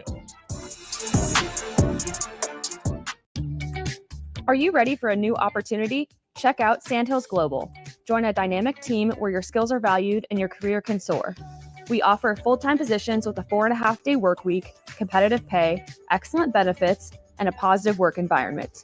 From IT and marketing to sales and finance, we're looking for talented individuals just like you. Apply today at sandhills.jobs and take the first step towards an exciting future. That's sandhills.jobs. Don't wait, apply now. Back to old school with Foreman and Oerman on 93.7 The Ticket and theticketfm.com. Well, welcome back to it, Old School, Foreman and Oerman. This segment brought to you by Heartland of Nebraska Windows. Heartland of Nebraska Windows, based out of Hallam, Nebraska. They offer a free estimate, full window replacements, all vinyl triple pane windows, and a lifetime warranty on everything while keeping their prices affordable. They're locally and family-owned with their own team of installers. Give Heartland of Nebraska Windows a call today for more information at 402-430-3852, or you can visit them online at heartlandofnebraskawindows.com. All right, Jay, we talked mostly about the positives for the Nebraska football offense there in segment 1 of this hour. Did get some more text on the defense. We will point you to the podcast version of the show. Should be up not long after we get off the air. But until such a time, we are focusing on the Nebraska offense. From week 1 to week 2, Jay, what do you want to see Nebraska clean up on that side of the ball? Maybe a little bit. Obviously, just continue to, be more effective in the run game. I don't know whether it's, perimeter blocking, interior blocking. Get that continuity going with the offensive line. I think the interior is pretty good, and you got to get the, how they rotated the tackles, right? Yeah, really consistently. Yeah, so then you need somebody to step up there, which whoever that is that takes a hold of that, I think will bring an uptick in the offensive line, and then in the offense. And then obviously, keep Emmett keep emerging, and then whether it's Nelson or Mose or Eyes or whoever, they continue to flourish as well. And then the passing game wise is, I'm sure they have things that they can got up their sleeve that can be more explosive. But I like to keep taking what they give you. There's no reason to throw deep if you got a guy 10, 15 yards wide open. I mean, so knowing the situation of football is probably key, because I think on the fourth down that they didn't get it, I think I don't remember. I think Dylan went left. There's a couple guys open quicker to the right. On the fourth down? Yeah. Yeah, Key had a little bit of Emmett. separation. Safety was coming downhill. Maybe he sits down instead of leading that way. And then by the time Dylan gets back to Emmett on the left side, it's way too late. Yeah, and we get the benefit of watching it on super slow motion in real time. So, maybe, and that comes from experience, and, Dylan will go and do better at that. So I just think they just got to keep taking a step forward and keep putting more steps forward. I don't think there has to be a schematic change. I think skill position wise, they're, I like them. I mean, you're not getting any new guys, but I like those guys. Need something a little more out of the backup running backs. Mosey and Nelson didn't flash anything overly encouraging. Not many opportunities. But Emmett was doing his thing, and so you got right. He's RB1 for a reason. And so when you have to close a game, there's no discrepancy. And so I like that you go to him. But obviously, these next two games are games that you want to make sure, obviously, Emmett get his touches, but you want to see other guys get a lot of chances. And so I think that will pay dividends later on as well. And so you just got to look at it as a growing process, and the explosive plays will come with a little bit better execution, but also think the continuity is probably the biggest key right now. I got three things that I think I want to hit on for the Nebraska offense in terms of improvements. Number one, I didn't think Nebraska was nearly as good in 12 personnel. I thought Heiner Carberg kind of struggled. Seemed like the offense wasn't moving the same when he was out there. That is, number one, a credit to Luke Lindenmeyer. And number two, a reminder that Heiner Carberg is still a work in progress as a tight end. Yeah. He's still new to the position. And, he had a couple catches in the bowl game, even with the whole offseason to work. Jay, I didn't see much of an impact from Heiner Carberg, even though he was out there somewhat consistently. I thought Nebraska found something pretty good, at least against Cincinnati, in 11 personnel with Luke Lindenmeyer. I didn't think the whole two tight end look worked very consistently for Nebraska. I think that's something that they'd want to improve, given how much it seems like they like Harvard. Get him in there, and I think that he's still getting his feet wet as far as hiring's going, is learning the nuances of the game, or playing the tight end position. Let alone Cincinnati's 22 and 11. I call them outside linebackers, edges. They're pretty dang active. They could play. And so that's on the job training. And so then, he's just got to continue to work at it, and then, marry, the opportunities with him to be explosive, because he can provide that explosiveness. If he gets the ball in his hands and can turn it up, man, he can really pick him up, put him down. Then obviously you want to continue to bring Carter Nelson along. And, I think it's just role definition, defining the roles and everybody accepting those roles and flourishing in those roles. But also I think it's a whole package thing that they all continue to move along and do it together. Number two on my list, the fade route. I know Hunter scored on one. It's such a cop-out, man. Maybe that's Nebraska's best weapon. But if that's Nebraska's best weapon, is throwing an at best 50-50 proposition, I had hoped that Nebraska had worked to be able to get a more efficient play in the red zone. Even if it's Dink, even if it's Jamal Banks last year, Nair, Hunter, who are yes, good-sized receivers. Even in the NFL, the best quarterbacks and the best receivers in the world, it's a 50-50 proposition. Maybe there's some jump ball skill involved. Nebraska at least got to the fade slightly more creatively a couple times in terms of the motion and how they isolated the guy on the outside.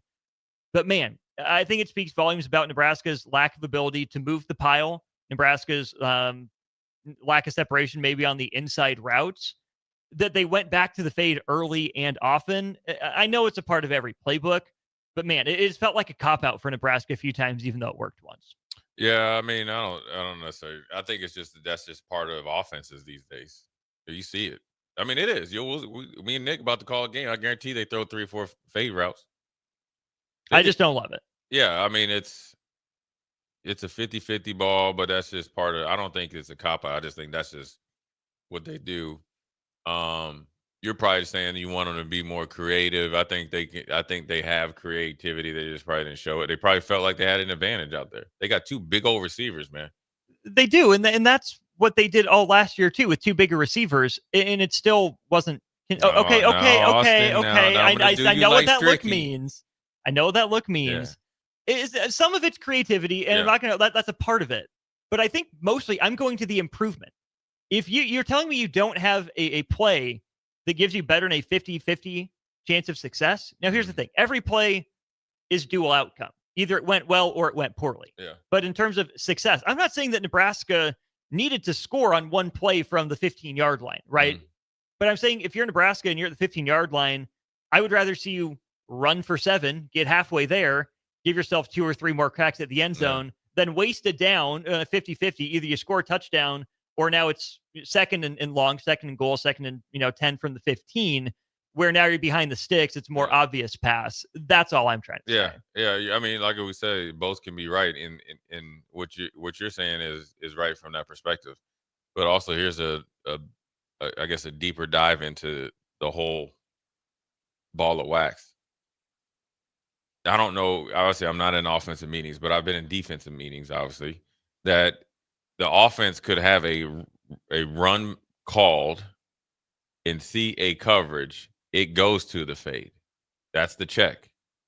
You could have a route called and then they play press man, and if they play inside press man because the safety's in the middle, then just throw it back pylon and go get it. Then and so it could be this side adjust. That's what. So I'm giving the other side to it, and I understand what you're saying, but sometimes you do have the thing drawn up and then they don't let you do what you need to do, and that's what they get paid for. Because defensively, as a defensive coordinator, the same stats that you just talked about is the same ones I'm telling my defensive back coaches or whoever. Well, if we can get them to check to a fade and we feel good with our corners, we'll roll the dice our way, because that's a win for us. That's a win for us. We happen to win more than they did, and you win on the touchdown to Hunter, and even if it's not the exact same concept, I'll give him credit for winning on the hard side interception. Yeah, so that's obviously good at that. Well, I'm gonna tell you the big thing about that now. So and this has nothing to do with offense. I think it was Nice Mike when Nice Mike Riley was here. A big thing was teams were throwing deep routes on us against like Bob Diaco, and guys were pulling up or not competing for 50-50 balls. That's a practice habit in the negative way.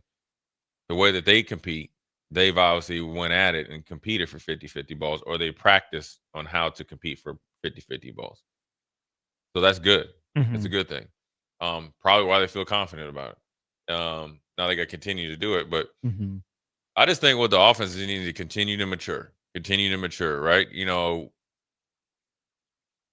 I don't know what, so 42 passes, right? As much as I'm talking about, Emmett having 20 carries, I'm also saying having 6 catches, right?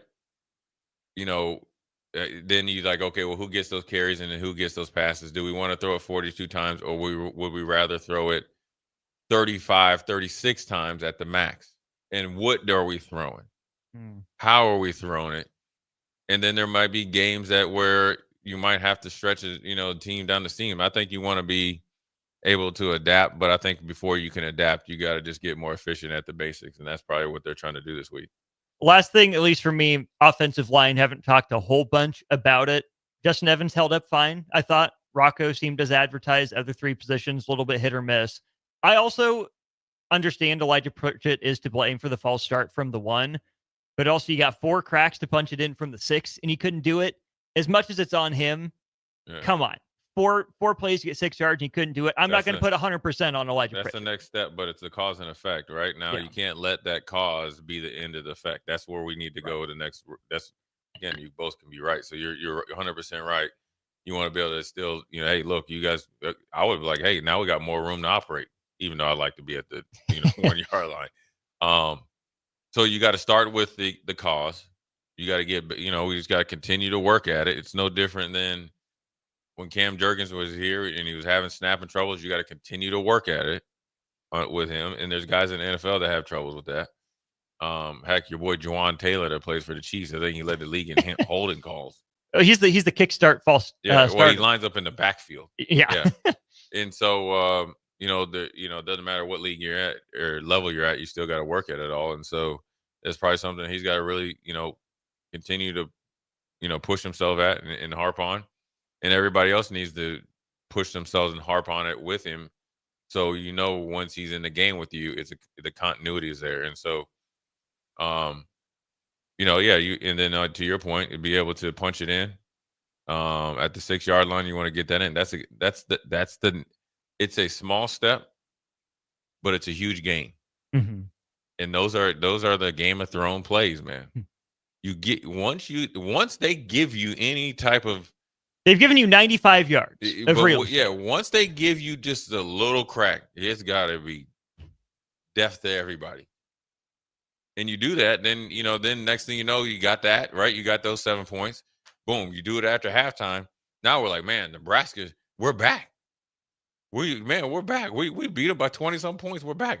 And so now you got to get to that point, and it's the same team. It's just the execution inside those situations got to be better. Let's go to break. Derek in a car will answer your question. That'll be the final segment of Hour 2 of Old School right after this.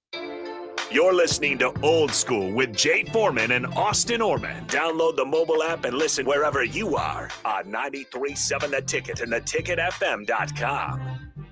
Limitless Male says it's all fun and games until your testosterone plummets. Testosterone levels can start falling as early as age 30 with symptoms like no energy, poor sleep, brain fog, belly fat, muscle loss, and mood swings. If this sounds familiar, get your testosterone checked at Limitless Male. We'll get you back in the game with more strength, energy, and confidence. When you feel this good, you'll wonder why you waited so long to get a free consult at Limitless Male. Get scheduled today. Rashawn Jackson here for Bauer Infrastructure, a veteran-owned local company proudly serving Lincoln, Lancaster County, and the surrounding areas. Bauer provides quality work at an affordable price, and they're growing rapidly. If you want to experience a career with a fast-paced, family-friendly environment, visit BauerInfrastructure.com. They have top-of-the-line benefits, year-round work, even through the winter. Bauer, usher in the new era of infrastructure to an area near you. And as always, go Big Red!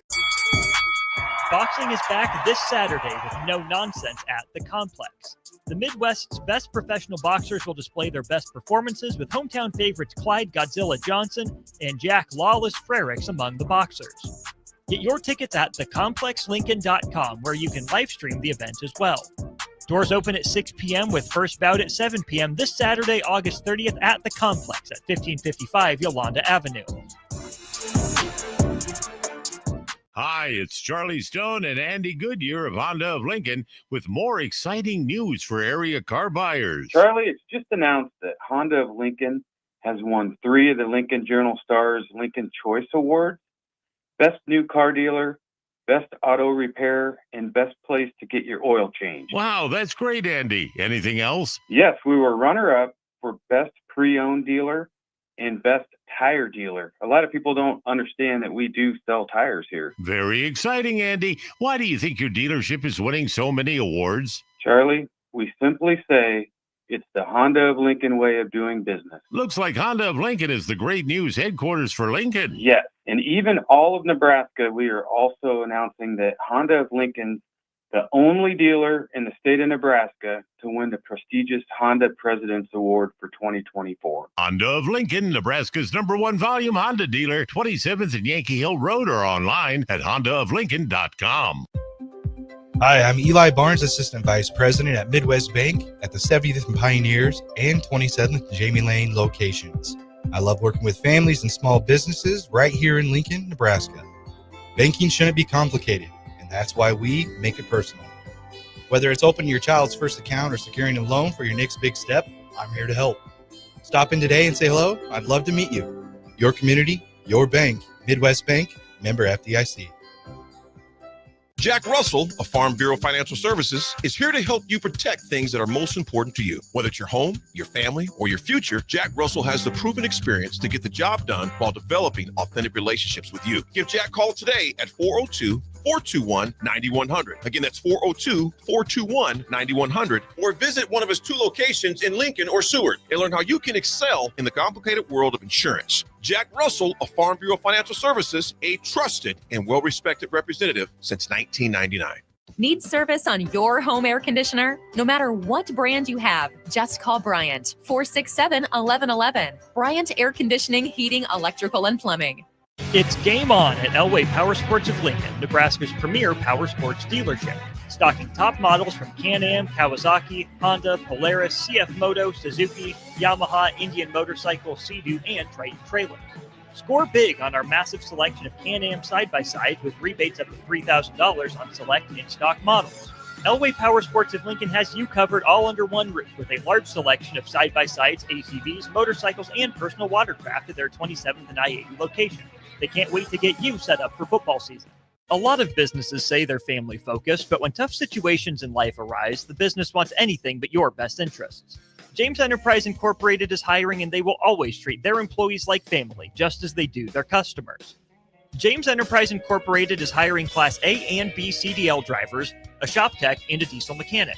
If you're looking for a career with a company that goes above and beyond to value you and your family, apply today at jamesenterpriseinc.com or call 402-432-6740. Gaina Trucking is hiring CDL Class A and B drivers.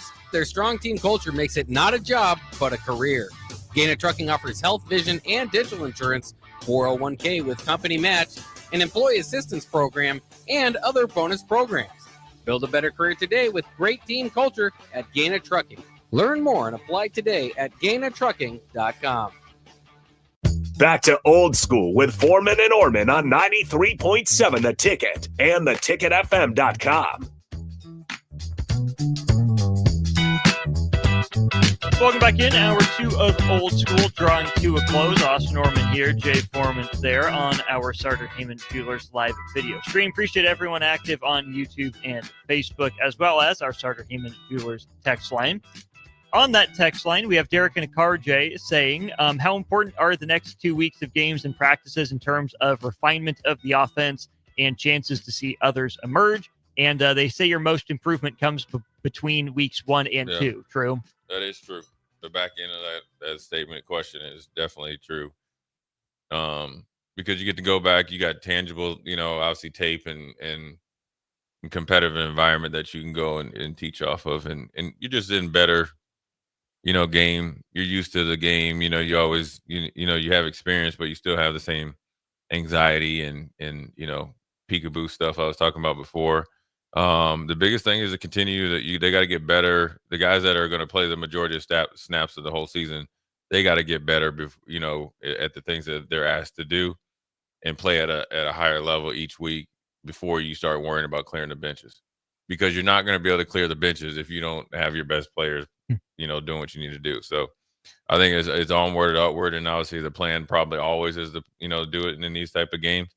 But also, I think Coach Rule is going to probably make the intensity high enough that you can't let the kid or the players' minds wander and put themselves in a place that they haven't earned yet or gotten to, which is part of being a coach.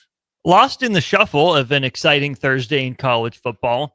I know we'll have to talk more about this on Monday when we have more time, or Tuesday potentially. Micah Parsons got traded. Break bread like no other.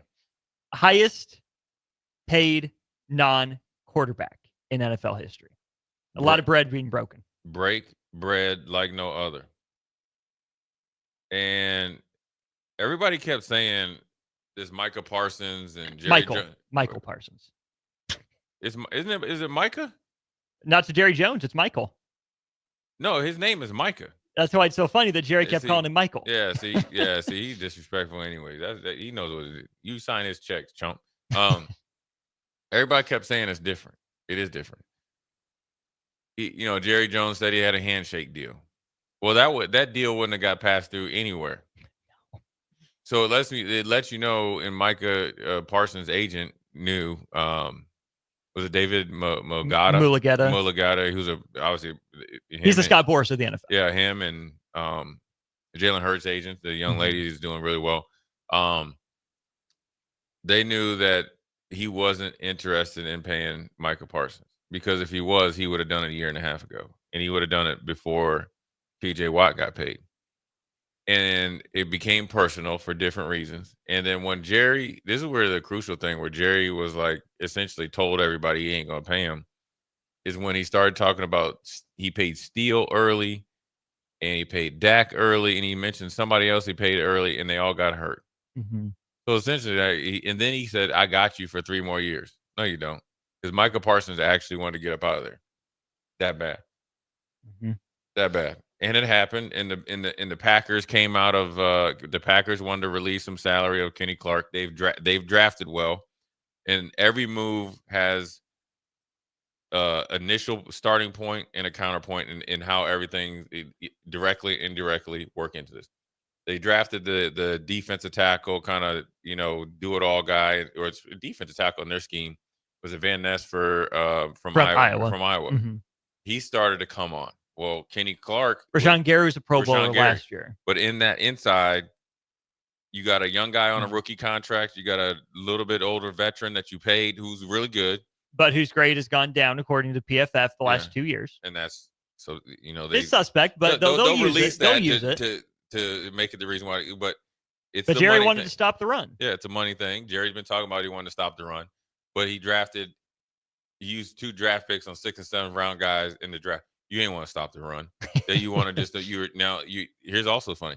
You try to say, by him saying we want to stop the run, you're saying Michael Parsons didn't play the run. He plays the run really well.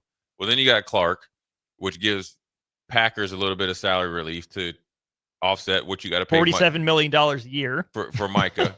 So you're really, you're not really jumping over the 47. You get a little bit of a haircut there.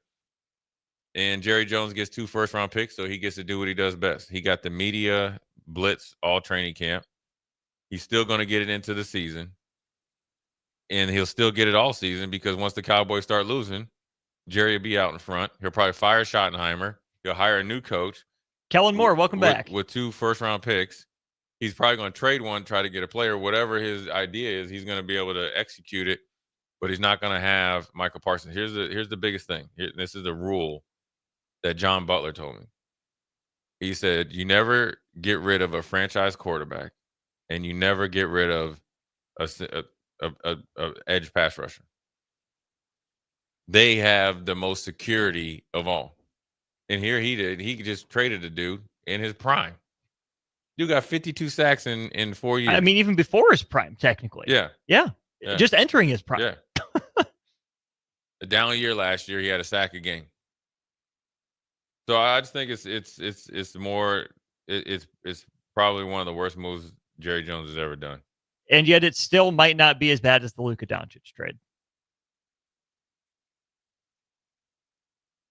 They're close, man. They're close. And it's something in Dallas. Is Jerry trying to sell the team? You can't go to Vegas. No, Jerry ain't trying to sell. Yeah. You ain't going to Vegas. You ain't moving the team. You can't get a new stadium. So it's just I think it became personal. I don't know why, and these owners can be personal against guys, whether, for whatever reason, Jerry didn't like his agent. Because Parsons' agent, swings a big stick like Jerry does. Yeah. I mean, 2 of the bigger egos in the sport going at it there. Yeah. Mulugeta's clients used to get in their way. Jerry used to get in his. Put those 2 in a room, or in Jerry's case, try to not put the 2 of them in a room. Yeah, sparks were going to fly. Yeah, it's no different than what's Tyreek Hill's agent's name? Drew Rosenhaus. Yeah, it's no different. Drew Rosenhaus. I just think it was very short-sighted. Dallas has the money. You just didn't want to pay him, and that's fine. And then hopefully maybe he feels that once he gets paid, Micah Parsons is going to shut it down. That was the kind of what people thought last year, and he had 12 sacks and he missed a couple games. He can play football. That is beyond the question. And you're going to miss him now, because now are you going to play? Are you going to pay Pickens now? Are you going to re-up with Kenny Clark? Because if you, what are you gonna do? Save the money? Well, here's the thing. Also, before we go to break, okay, you got rid of Micah Parsons, you got Kenny Clark. Okay, so you're just gonna keep Kenny Clark without, redoing his contract to the end of the year. Now you're back to the same step you were with Micah Parsons. Maybe not the same level, but the guy that you let the guy go, the best guy go, the guy that you got as the stopgap in between that plays the Micah Parsons role in supposedly in your run game. If you don't redo his contract and you wait for him, you got the same dude holding out next year. And all you have to show for it is no players and 2 firsts. Yeah. And who are you going to get to come in that's going to just come in and just dominate, stopping the run? Everybody's going to – now, here's the funny thing that Jerry Jones isn't thinking about. Now everybody knows you need defensive tackle. Everybody else go to start drafting them. Nope, not going to Dallas. Not happening. Yeah, so you getting it from every end. It's I can't believe he did it. I thought it was one of those like spoof things. Yeah, fake accounts. Yeah. But I was listening to Pat Kerwin on the way down to Kansas City, and he kept saying it. He's like, this is personal. This is not gonna. Micah Parsons is not coming. And boy, he was happy to leave. Real quick. How about this, Jay? In this day in sports history might not repeat itself, but it certainly rhymes. Packers get Reggie White. Brett Favre wins the Super Bowl at 27. Packers get Charles Woodson. Aaron Rodgers wins the Super Bowl at 27. Oh, here you go. Packers get Micah Parsons. I'll give you one guess how old Jordan Love is. 27. 27. Hell no. This can't happen. That stat goes out to my brother Jackson. It goes out to Mud Dog on our text line.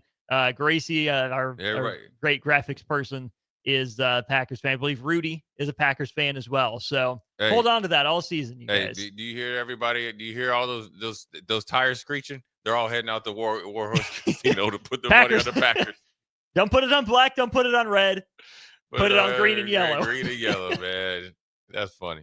Jay Foreman, you got a football game to call. Get out of here. Have a good call. All right, man. I appreciate it. Talk to you next week. DP will be in with me for Hour 3 of Old School and then high school football on the ticket. Watch Old School live on Facebook, YouTube, or Twitch. Old School with Foreman and Oerman on 93.7 The Ticket and theticketfm.com. Load up on meat and more this fall at the Mercado by Certified Piedmontese. This week's specials through September 2nd are $1 off buns, 15% off cheese and crackers, 10-ounce grass-fed, grass-finished New York strips for $17.99 each, and steakhouse burger packs for $13.99. Plus, stop by for lunch on Fired Up Thursday at the Mercado East or Fired Up Friday at the Mercado North, with locations at 84th and Havelock, 30th and Yankee Hill, and now 85th and Old Cheney in Lincoln, or 168th and Maple in Omaha. Get to the Mercado today for the best meat in town. Jack Russell of Farm Bureau Financial Services is here to help you protect things that are most important to you. Whether it's your home, your family, or your future, Jack Russell has the proven experience to get the job done while developing authentic relationships with you. Give Jack a call today at 402-421-9100. Again, that's 402-421-9100. Or visit one of his 2 locations in Lincoln or Seward and learn how you can excel in the complicated world of insurance. Jack Russell of Farm Bureau Financial Services, a trusted and well-respected representative since 1999. A lot of businesses say they're family focused, but when tough situations in life arise, the business wants anything but your best interests. James Enterprise Incorporated is hiring, and they will always treat their employees like family, just as they do their customers. James Enterprise Incorporated is hiring Class A and B CDL drivers, a shop tech, and a diesel mechanic. If you're looking for a career with a company that goes above and beyond to value you and your family, apply today at jamesenterpriseinc.com or call 402-432-6740. Need service on your home air conditioner? No matter what brand you have, just call Bryant, 467-1111. Bryant Air Conditioning, Heating, Electrical, and Plumbing. Wall-to-Wall Wine and Spirits is your place in North Lincoln to go for all your needs in wine, spirits, and beer. They also have a large variety of cigars in their walk-in humidor, and they have a top-notch walk-in temperature-controlled high-end wine room. Plus, you can enjoy free samples from their tasting bar. There's only one place to go for all your needs for spirits and cigars. That's Wall-to-Wall Wine and Spirits on North 27th Street in Lincoln.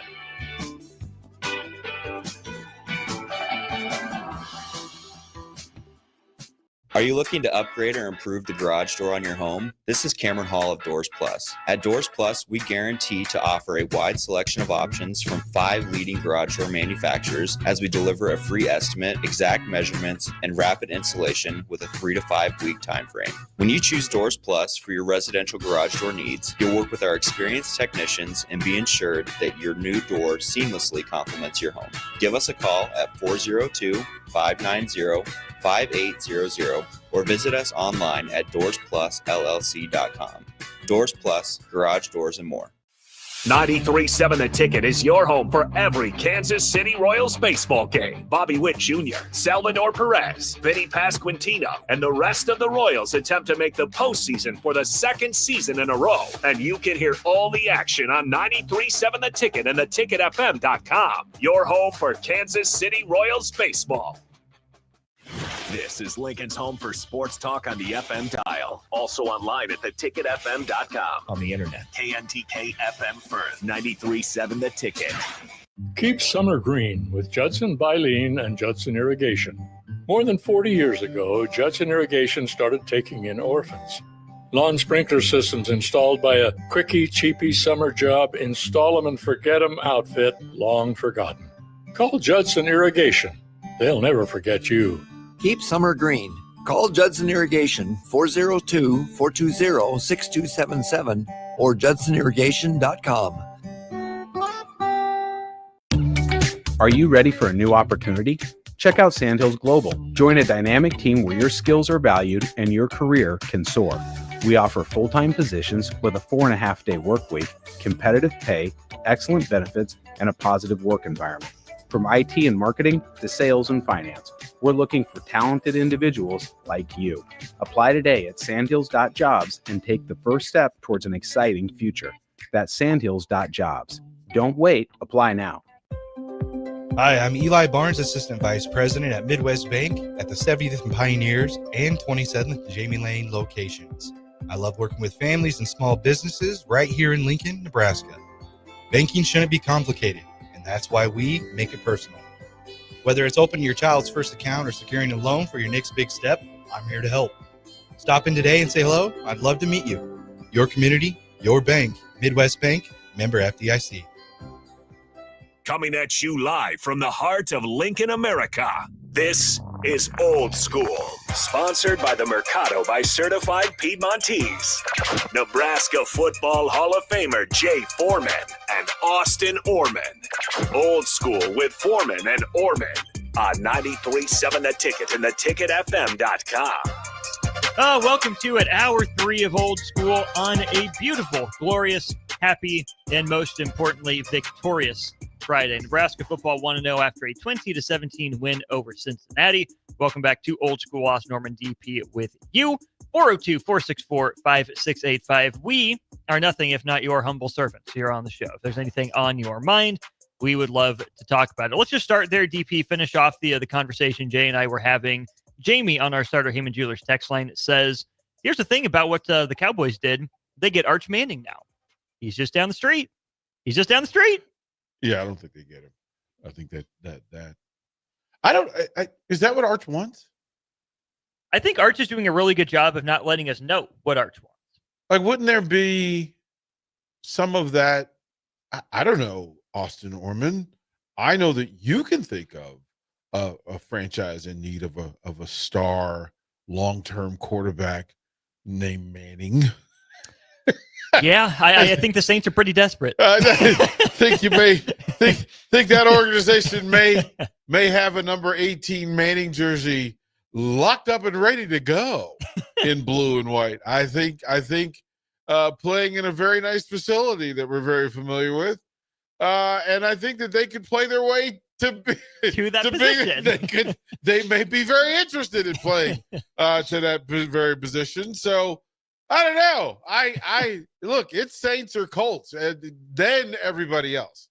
It's Saints and Colts, and I'm not sure which order, but yeah. See, to me, I think it's the Saints. I know Manning 18, but Arch isn't Peyton's kid. We forget that. He's Cooper's kid. Yeah. If it was Peyton's son, it would make more sense. It would almost be funnier if he went to New York. If Jackson Dart ain't it, Russ retires. Jameis Winston bounces around another 3 years, and Arch ends up following in goofy Uncle Eli's footsteps. That to me is the funniest outcome. He can wear 8 in Indianapolis. Mm-hmm.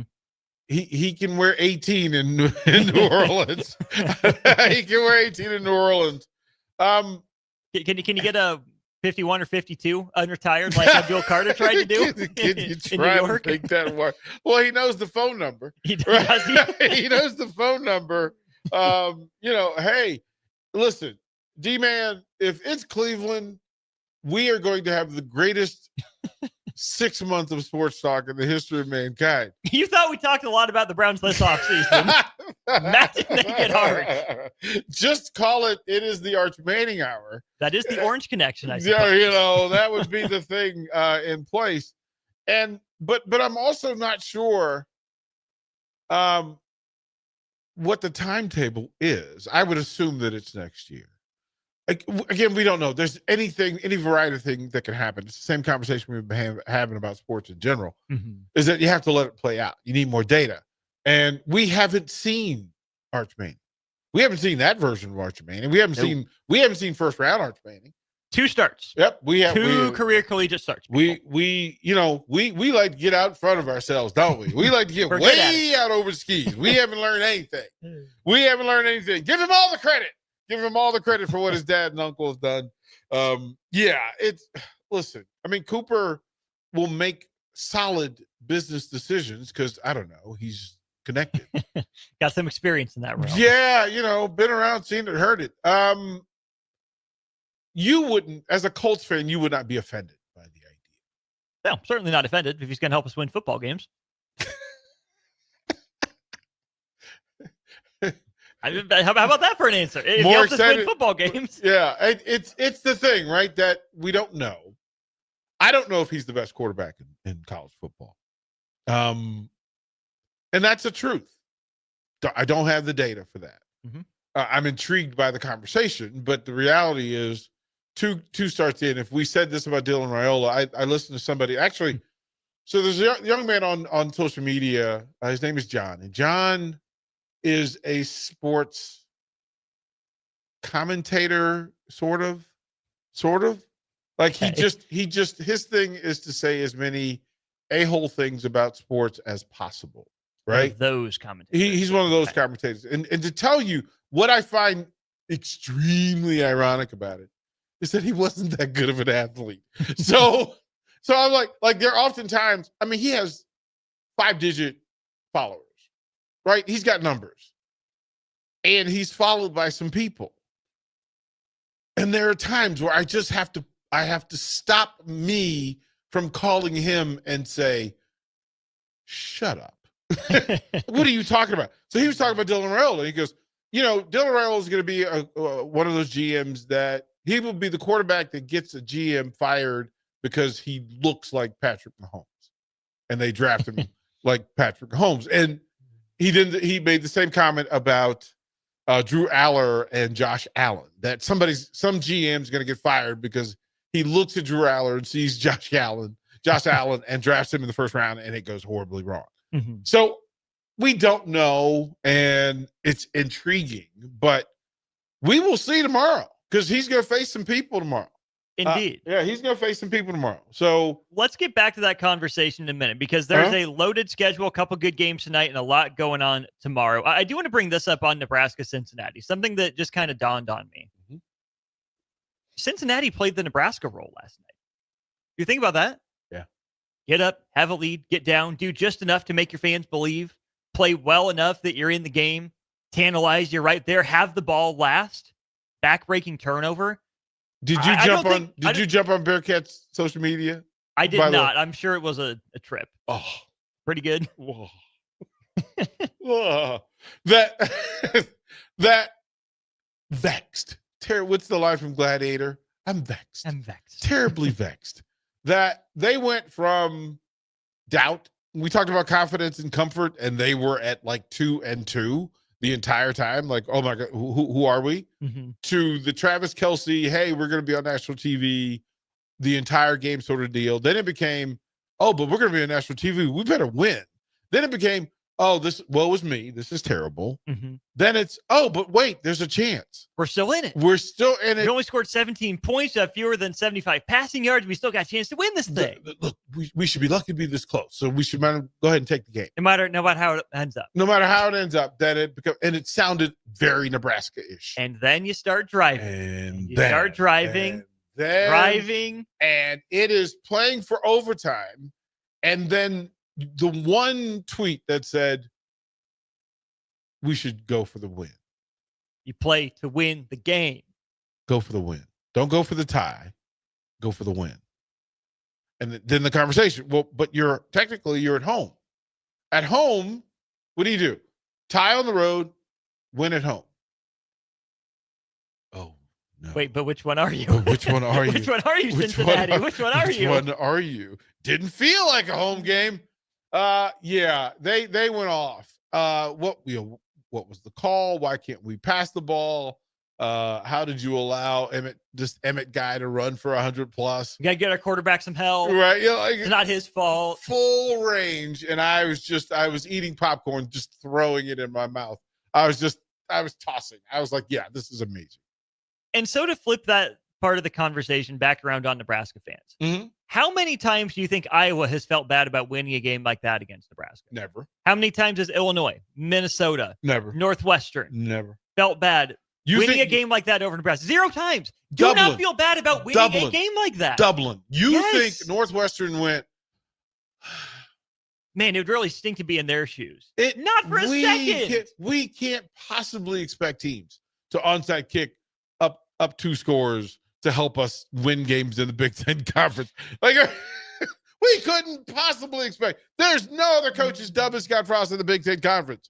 We got to do better. We must do better. Pat's Fitz. Yeah, you telling Fitz? You imagine you telling Fitz? Oh, I love this so much. Fitz, I got you. What is happening? I listened to some of my DC friends after Washington lost to Philly in the NFC Championship game. And their anger was because they were so close at halftime. They had played such a good first half. Why didn't we just do what we did in the first half? And I raised my hand like the kid in the back of the class. You were in the NFC Championship game after being irrelevant for the better part of 10 years. What are we doing? What are we doing? But these are the same people who will go, change the name. We're going to focus. No, focus. You're in the NFC Championship game. Football. Oh, man. We're such an interesting species. We really are. I will say, I do think Nebraska fans handled the win pretty well, as in they didn't go to Cincinnati social media and start talking crap. Oh, you guys are worse than us. Oh, welcome to our shoes. Ha ha. How's it feel? I didn't hear a lot of that. Yeah. Yeah. Which maybe that's Nebraska nice in play, but it's just so funny to me to see Nebraska win a game against a team that did the textbook Nebraska over the last 5 years. And I just don't feel like that's been pointed out as an obvious fact of what happened yet today. But would you rather be, here's the question for the texters. Would you rather be a Nebraska fan today or a Boise State fan who just played played in the playoff, right? You just played the playoff. And then you come out and you absolutely tank it. And you could say, but you were literally just in the dance. Mm-hmm. You just had the Heisman runner-up. You're the most successful Group of 5 program of the 2000s. But you lose 34-7 on the road to South Florida. And maybe that's a credit to South Florida. Maybe that's a surprise team. Maybe they're going to get to 8 wins. But Boise, you should not ever look that bad for any reason. I watched them play against Navy last year and get just dismantled at home in that very same building. Watch a Navy team just methodically piece them up. Death by 1,000 paper cuts, right? Death by they're okay. They're okay. They are indeed okay. Let's maybe run down some scores for people who ended up missing them. Simultaneously, as Nebraska and Cincinnati were playing, of course, you had the Scott Frost game going on. UCF does indeed escape with a win, and Scott Frost returned to Orlando. They're 1-0 with a 17-10 win over Jacksonville State. Not like it was easy. Jacksonville State was up 10-3. It took 2 very late touchdowns for UCF to win it. And because the universe is hilarious, lightning delay. That game should have been over long before Nebraska-Cincinnati. But man, DP, you had Scott Frost in a 1-score game late, and you had Nebraska in a 1-score game late going on at the same time. And more incredibly, once they split, they both won. Yeah. How about that? Yeah, it was interesting. I was distracted though. Full disclosure.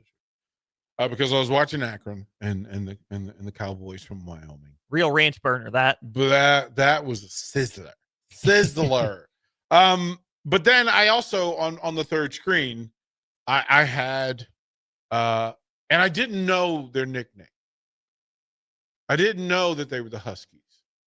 The Houston Christian Huskies, who put up a 69 burger against Arkansas Baptist, the Arkansas Baptist Buffaloes. Didn't know there were Buffaloes in Arkansas, but hey, things you learn. Well, apparently there are Bisons in Kentucky, because that's who Nebraska volleyball is taking on tonight. And I have never heard bison pluralized as bisons. Bisons. So I'm hoping that was a typo. No, because it's the North Dakota State Bison. No, I know Lipscomb. They've been the Bisons for long. This conversation happened. I heard this conversation in 1975 when my brother was recruited by the late great coach Joey Haynes at Lipscomb University, and literally having a tiny black woman ask him, "Is it bison or bisons?" And somewhere I have those shirts. Like I still kept them because my brother made me keep them. But Houston Christian put up 69 points. They held. Okay, so Arkansas Baptist leading receiver. How many catches do you think he had? 3 for 17. 1 for 29. Explosive. Should have gone to that guy more often. Bruh. The leading receiver had 2 for 23. They didn't have a good night. Passing the ball, they were 7 for 27. For 62 yards and 2 picks. It was and it's hard to watch to try to gauge. So you're looking at body types, etc.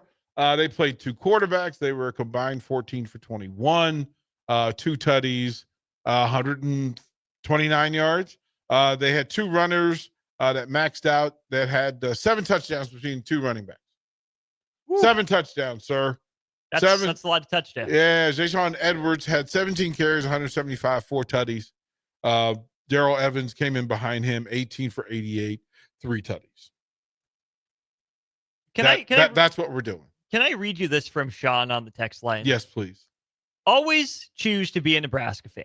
We will always have the 90s. It gets better. Boise has, in all caps, nothing. Nothing. Double exclamation point. Nothing. I can grant you, Sean, thank you for listening, by the way, that Boise State does indeed have 0 national championships. But I would tell you, Boise sure doesn't have nothing. They have been around as a football program only 2 years longer than I've been alive. Their first year of football in the Big West Conference was 1996. Since then, they've won 3 Fiesta Bowls. Of course, a memorable one against Oklahoma comes to mind. You're telling me that's not nothing? If anything, Nebraska and Boise State should probably be linking arms in one of the most iconic games of all time, coming against Oklahoma, and the good guys won both times. Don't be mad at Boise. Yeah, no, they don't have any natties, but don't say they have nothing. Come on, man. I just think that in recent history, again, they qualified. They got in the 12-man as the 3 seed. They were the 3 seed. Now they lost to Penn State, but there's no shame in losing to Penn State in the playoffs. They're a pretty good team. Yeah. Pretty good team. Yeah. So it's the word that has been thrown around so freely. Expectation. Here we go. Expectation. That Boise felt like, you know what? This is who we are now. This is who we are now. We're a top 25 program. Matter of fact, upset that you're only 25th. Upset. Wait a minute. We were top 12. How did we fall so far? Well, because the players you currently have weren't the ones that got the 3 seed. That's why. You have different players now. You have different dudes now. They might not even be dudes. They might just be guys. They were guys. We watched them last night. Those were fellas. Those weren't even guys. Those were fellas. Well, it was the thing that we were sitting at we were at the stadium, and it's on the screen. It's on my laptop, and I just went, why do they look so unathletic? Well, it's 7-3 Boise. Yeah. And then, 10-7, Byron Brown trucks a guy. And then it's 17-7 after the backup quarterback comes in and throws a fake punt that Boise doesn't see. And then it's 24-7. Hey, that's a quarterback back there as the punter. What could be happening here? Let me think. What could be going on? They must be pooch punting. He's gonna place it. He's gonna place it. I find all of it intriguing that we do all the preseason rankings, we do all the preseason, preseason all conference people. You get the preseason predictions for records. You get the preseason predictions for draft spots. Haven't played a game. Not a one. Not a game. And if you tell me that you can forecast a quarterback in his junior year at high school as the future NFL number 1 draft pick, you have devalued what you say. And I keep pointing that out to people, that you can tell me a lie. It's up to me to decipher whether it's true or not. And of course, he could be. He can be. He's got the potential to be. Of course he does. But when you say that, you're just hedging because you believe, to some part of you believes, yeah, this kid is it. I don't know this dude. I don't know him. I don't know him. We're waiting for the 3rd year of Matt Rule at Nebraska, knowing that it's not the same. The resources and the fanaticism is different. Lincoln to Waco, Texas. Mm-hmm. Now, both fanatical, but the expectation. Add to that Temple. Well, there's more freedom at Temple. If you go in and say these are the rules at Temple, those are the rules. Wait, Philly's not a Temple town? Oh, bruh. What? This is news to me. Oh, man. Ooh. It's always interesting. So the current trainer for the Commanders is a dear friend, Al Bellamy, who was also Matt Rule's trainer at Temple. Like when Matt Rule. Any relation to Walt Bellamy? No. No. Al, pretty good softball player, pretty good athlete, great dad, great husband. But he tells the story that, hey, Rule's my guy. Like, that's my guy. Our time at Temple, this is my guy. But he said, but it's going to be different in Lincoln than it is at Temple. It's going to be different in Lincoln than it was in Charlotte. It's going to be different. I can tell you, the media pools in Lincoln, Nebraska are far more daunting and evasive than Charlotte, Carolina. Charlotte, North Carolina, it's not like that. Listen, if you want to compare Nebraska media to NASCAR media, that's a conversation we can have. But when it comes to the Carolina Panthers, no. Duke and North Carolina basketball, go to Triangle, that kind of deal all the time for all the sports. So he explained. I'm down, by the way. I'll do that. Right. I volunteer. Right. He explained the difference and that there would be different accountabilities and different pressures. It's going to be different. But he said in full, and it was one of the big votes of confidence that I needed for my spirit, was that he said he absolutely thought that Matt Rule would get it right in year 3 at the University of Nebraska. And I've shared that listen, people that know the game and have been in the spaces understand he started his career with under Joe Gibbs. So he kind of knows. He spent time at Georgetown with John Thompson. He kind of knows, right? Yeah. So then you say, okay, I'm in this. I'm going to go along. And he went to Temple was there with Matt Rule. When Rule left, he went back to Washington. And so it's what you know versus what you think you know. Believe what you want to believe, but you can do yourself a favor and be cautioned about where you get your information, because it's all different. It's all over the place. It sure is, which is why we appreciate you coming here to 93.7 The Ticket, listening to us. We are doing our best to call it how we see it, right? People have said, you guys are so positive compared to all the negativity we're hearing. I would say, I wouldn't say we've been overly positive, but if we're the positive ones, get it together, Nebraska, because I think we've hit you with a heavy dose of reality. We're telling you what we're seeing. Nothing more, nothing less. I think that's what we're here to do. So let's go ahead and go to break. We'll break down this weekend's college football schedule, including tonight's couple really fun games on the docket for this evening and a loaded week 1 weekend in the sport of college football. We'll break it down for you next on Old School. You're listening to Old School with Jay Foreman and Austin Oerman. Download the mobile app and listen wherever you are on 93.7 The Ticket and theticketfm.com.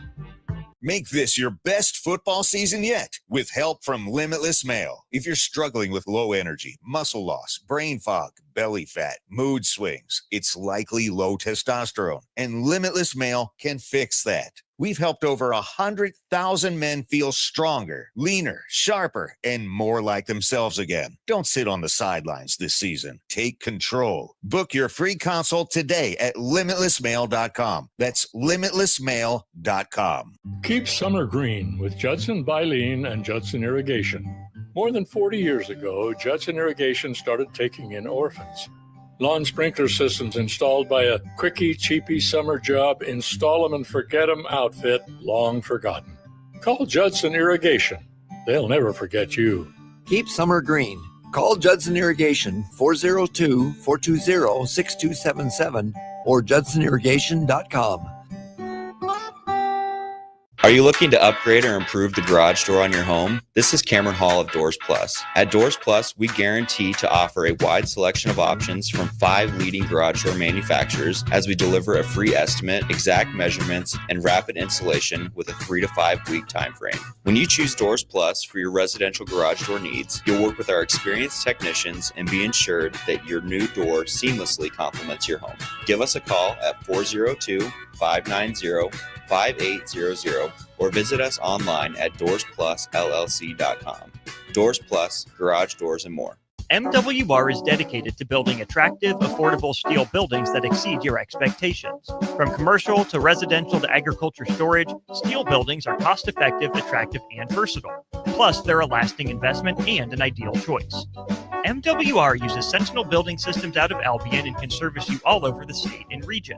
If you have interest in a steel building, post-frame building, or fencing, give MWR a call today at 402-980-5273 or go to mwrbuildingandfence.com. Attention all Wings fans, Buffalo Wings and Rings has daily specials that will make you want to stop in on all days of the week. Kids eat free on Mondays, and on Tuesdays enjoy 40% off boneless or traditional wings at a price that makes the whole family happy. And come back on Wednesdays for $1.39 chicken tenders all day long. Get to Wings and Rings today, 68th and O or in Williamsburg Village. The party is back on in Lincoln this fall, and there's no party like the A1 Automotive Ticket Tailgate pregame show. Join the whole Ticket crew for 2.5 hours of pregame coverage before every home and away game this football season as they get you ready for the game. It's the A1 Automotive Ticket Tailgate pregame show at our downtown studio at 11th and O, sponsored by Select Plumbing, Raising Cane's, Wall to Wall Wine and Spirits, Elway Power Sports of Lincoln, Currency, and the Kindler Hotel. 93.7 The Ticket, Fox, KFXL Weather. Brought to you by Bryant Air Conditioning, Heating, Electrical, and Plumbing. The Lincoln forecast for today, patchy fog this morning. Otherwise, we'll see partly sunny skies with light winds. An afternoon high around 82.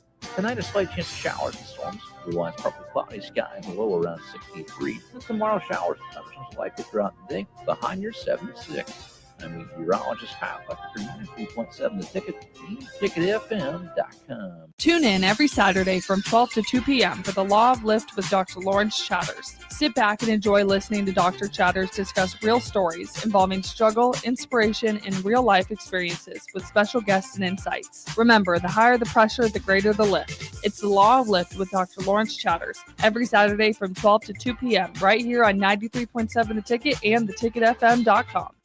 Mike, I've been thinking our house could really use a makeover. How about new siding? I've been thinking the same thing. Have you heard of James Hardy? Yes! Sarah down the street had Roofing Service Company install James Hardy siding on their home, and they love it. Roofing Service Company does have great reviews. They took her through the design process and made everything super easy. Roofing Service Company offers expert design and installation. Couple that with James Hardy's durable products and variety of colors, you and your family will love your exterior remodel. Just visit roofingservicecompany.com. That's roofingservicecompany.com.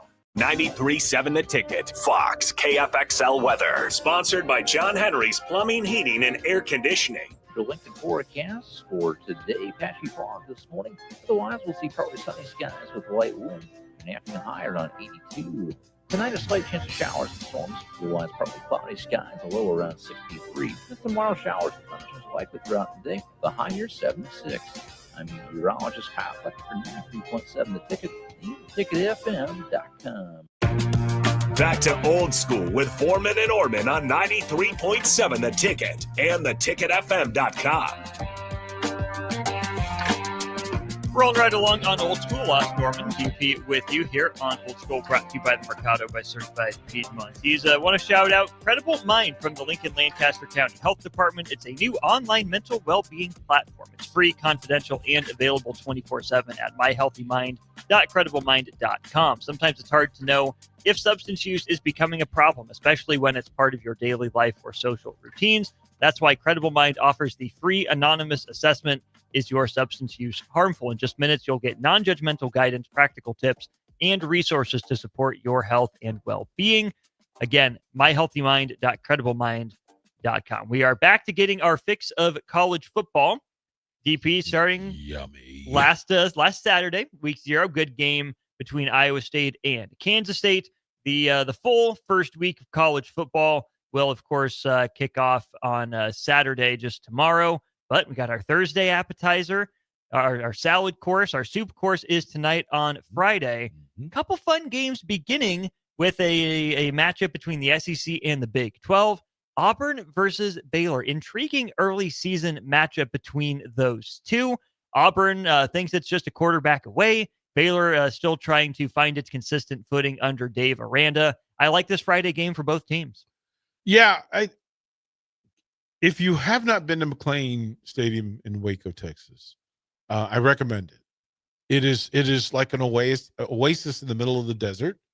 Kind of pops out at you nowhere, and the Baylor fans are a different sort of fan. They are not the Texas Longhorn Aggie.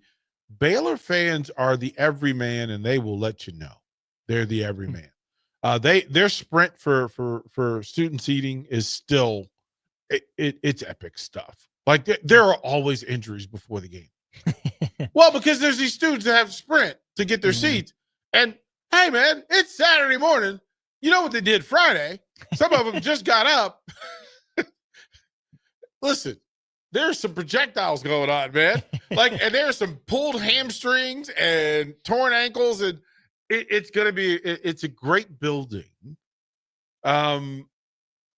Auburn, it's an interesting matchup. I'm not sure that was the SEC Big 12 matchup that I would have formulated, but all the same. Baylor's the favorite, but it's only 1.5. They're expecting 57.5 points. Contrast of style, but I think they're both going to throw it a little bit. And team that defends it. Big play, special teams turnovers are usual suspects in a game like this. But yeah, Auburn versus Baylor, 7:00, Fox. Don't have to seek it out. This one's on Fox Network. Let's get it. At the same time, opposing that game, an ACC Big 12 matchup, Georgia Tech and Colorado. How about this? The Bees, the Mad Hornets, 3.5-point favorites on the road in Boulder, DP.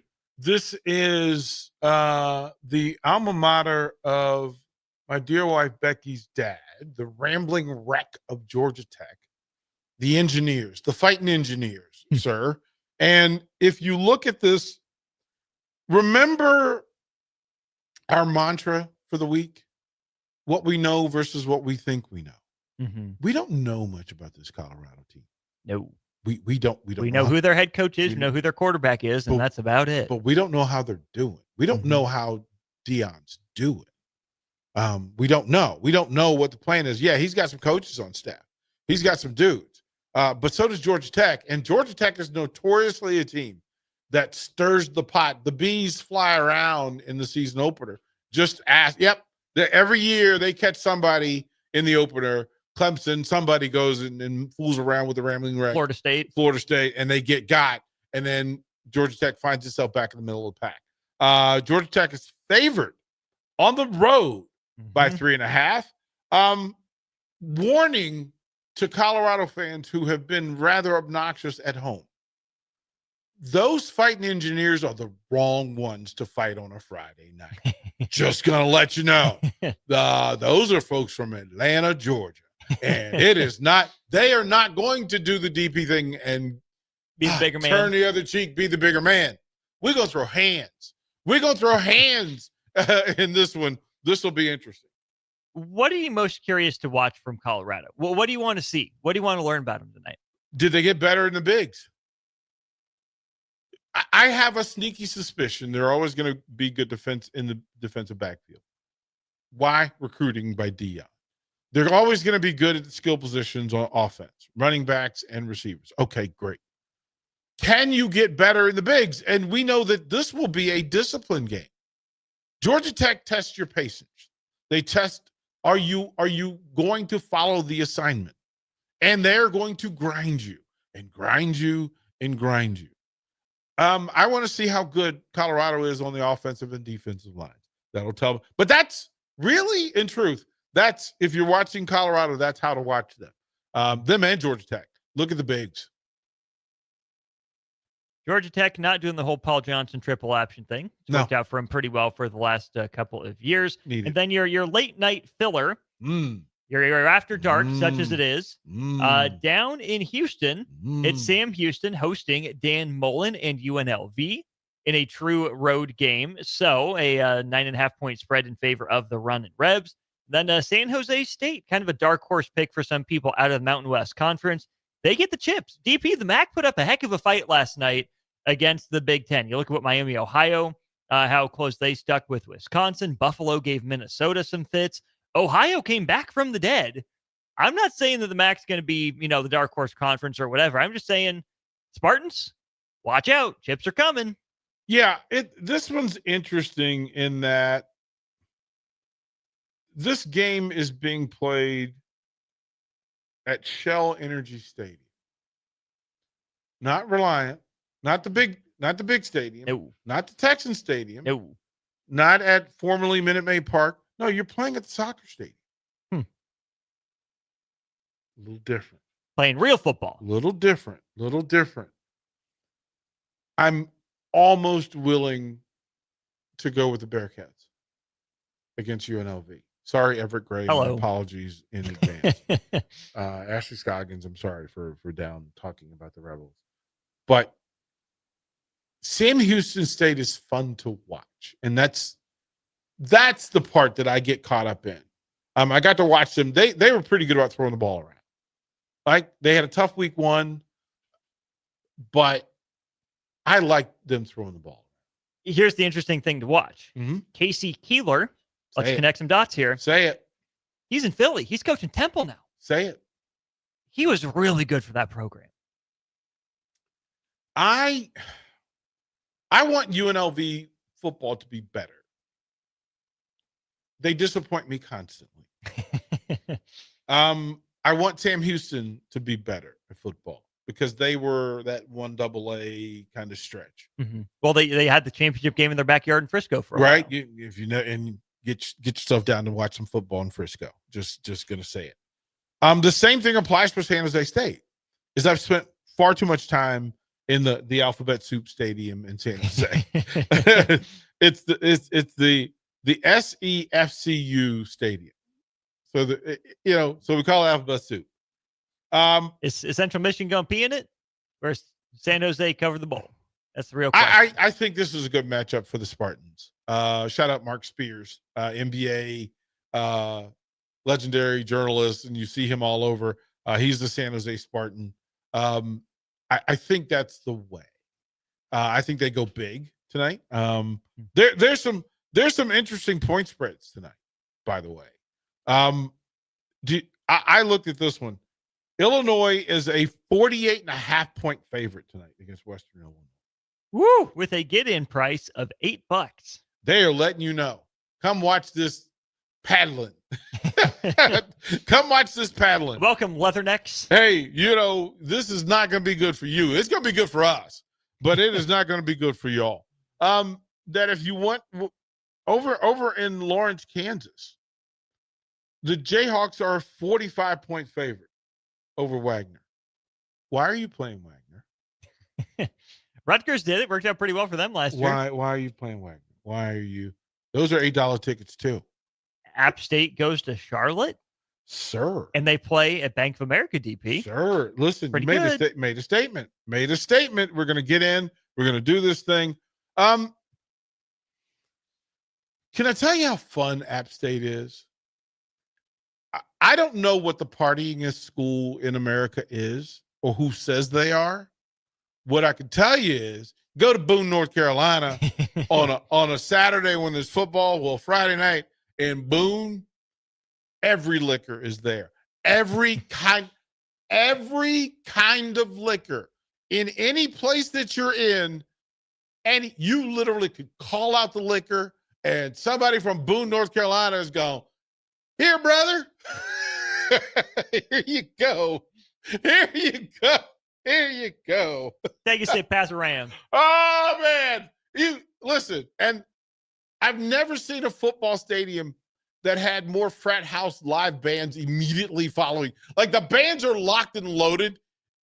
The moment the final gun happens, Why are they at the game? There's a country band fired up at this house. You go across the lawn. There's an 80s cover band. You go down the street. There's a Go-Go's cover band. Like, it's just all right, Boone, North Carolina. I see you. And guess what? There's no cover. All you can drink. It is just spectacular. Ain't no party like an App State party, bro. I'm just telling you. There's some wonderful hidden gems in the country. It is my hope that people. I understand the Sea of Red, but it is my hope that people from here get out of the state. One, to confirm their place in the hierarchy that is the Sea of Red and what it means to college football. But to go to some places, go to West Point. Go to West Point or Annapolis or Colorado Springs and watch those military academy teams play. Different presentation, different vibe all the way. Go to a small school. And for all of y'all, go find an HBCU. Go find a historically black college university. And listen, tie your shoestrings and have at it. Have at it. Oh, man. 2366 is going to have himself a weekend, DP. He says, I'm flying out tomorrow to Atlanta tomorrow to see Tennessee Syracuse in the morning. Then he's going to Death Valley East, Clemson version for LSU Clemson at night.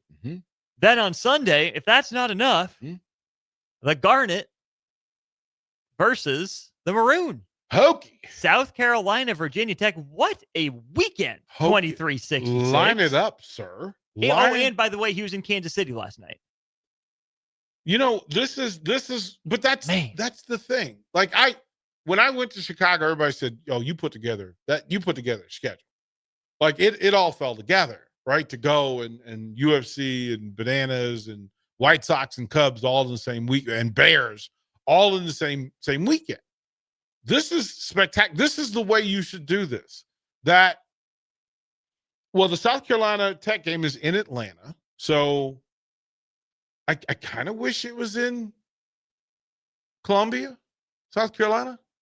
I kind of wish it was on campus. It also seems like one that Charlotte could have had. Well, but Charlotte already had an event. And they're probably mad. That's probably why they went to Atlanta, is that they probably tried to put this in Charlotte. That's the perfect meeting place in the middle. That would have made all the sense in the world, but somebody made a business decision.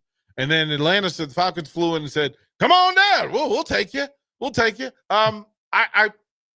Virginia Tech and South Carolina, I would fully expect a Hootie and the Blowfish appearance. Oh, heck yeah. Oh, yeah. That's going to Hootie. happen. And let me tell you how much they love us. You give us that one at 2:00 on Sunday, but then you give me a night game. Catholics versus convicts. Mm-hmm. The redo. Mm-hmm. Notre Dame and Miami. They're playing in Miami Gardens. Yeah. Spectacular. Back where it all began. Give me all the football. Give me all the football. How much of the football? Give me all of the football. Not some, not most. All of the football. Football. We got even more of all of the football to discuss. That's how we'll wrap up Old School in the final segment of the show. Watch Old School live on Facebook, YouTube, or Twitch. Old School with Foreman and Oerman on 93.7 The Ticket and theticketfm.com. The party is back on in Lincoln this fall, and there's no party like the A1 Automotive Ticket Tailgate pregame show.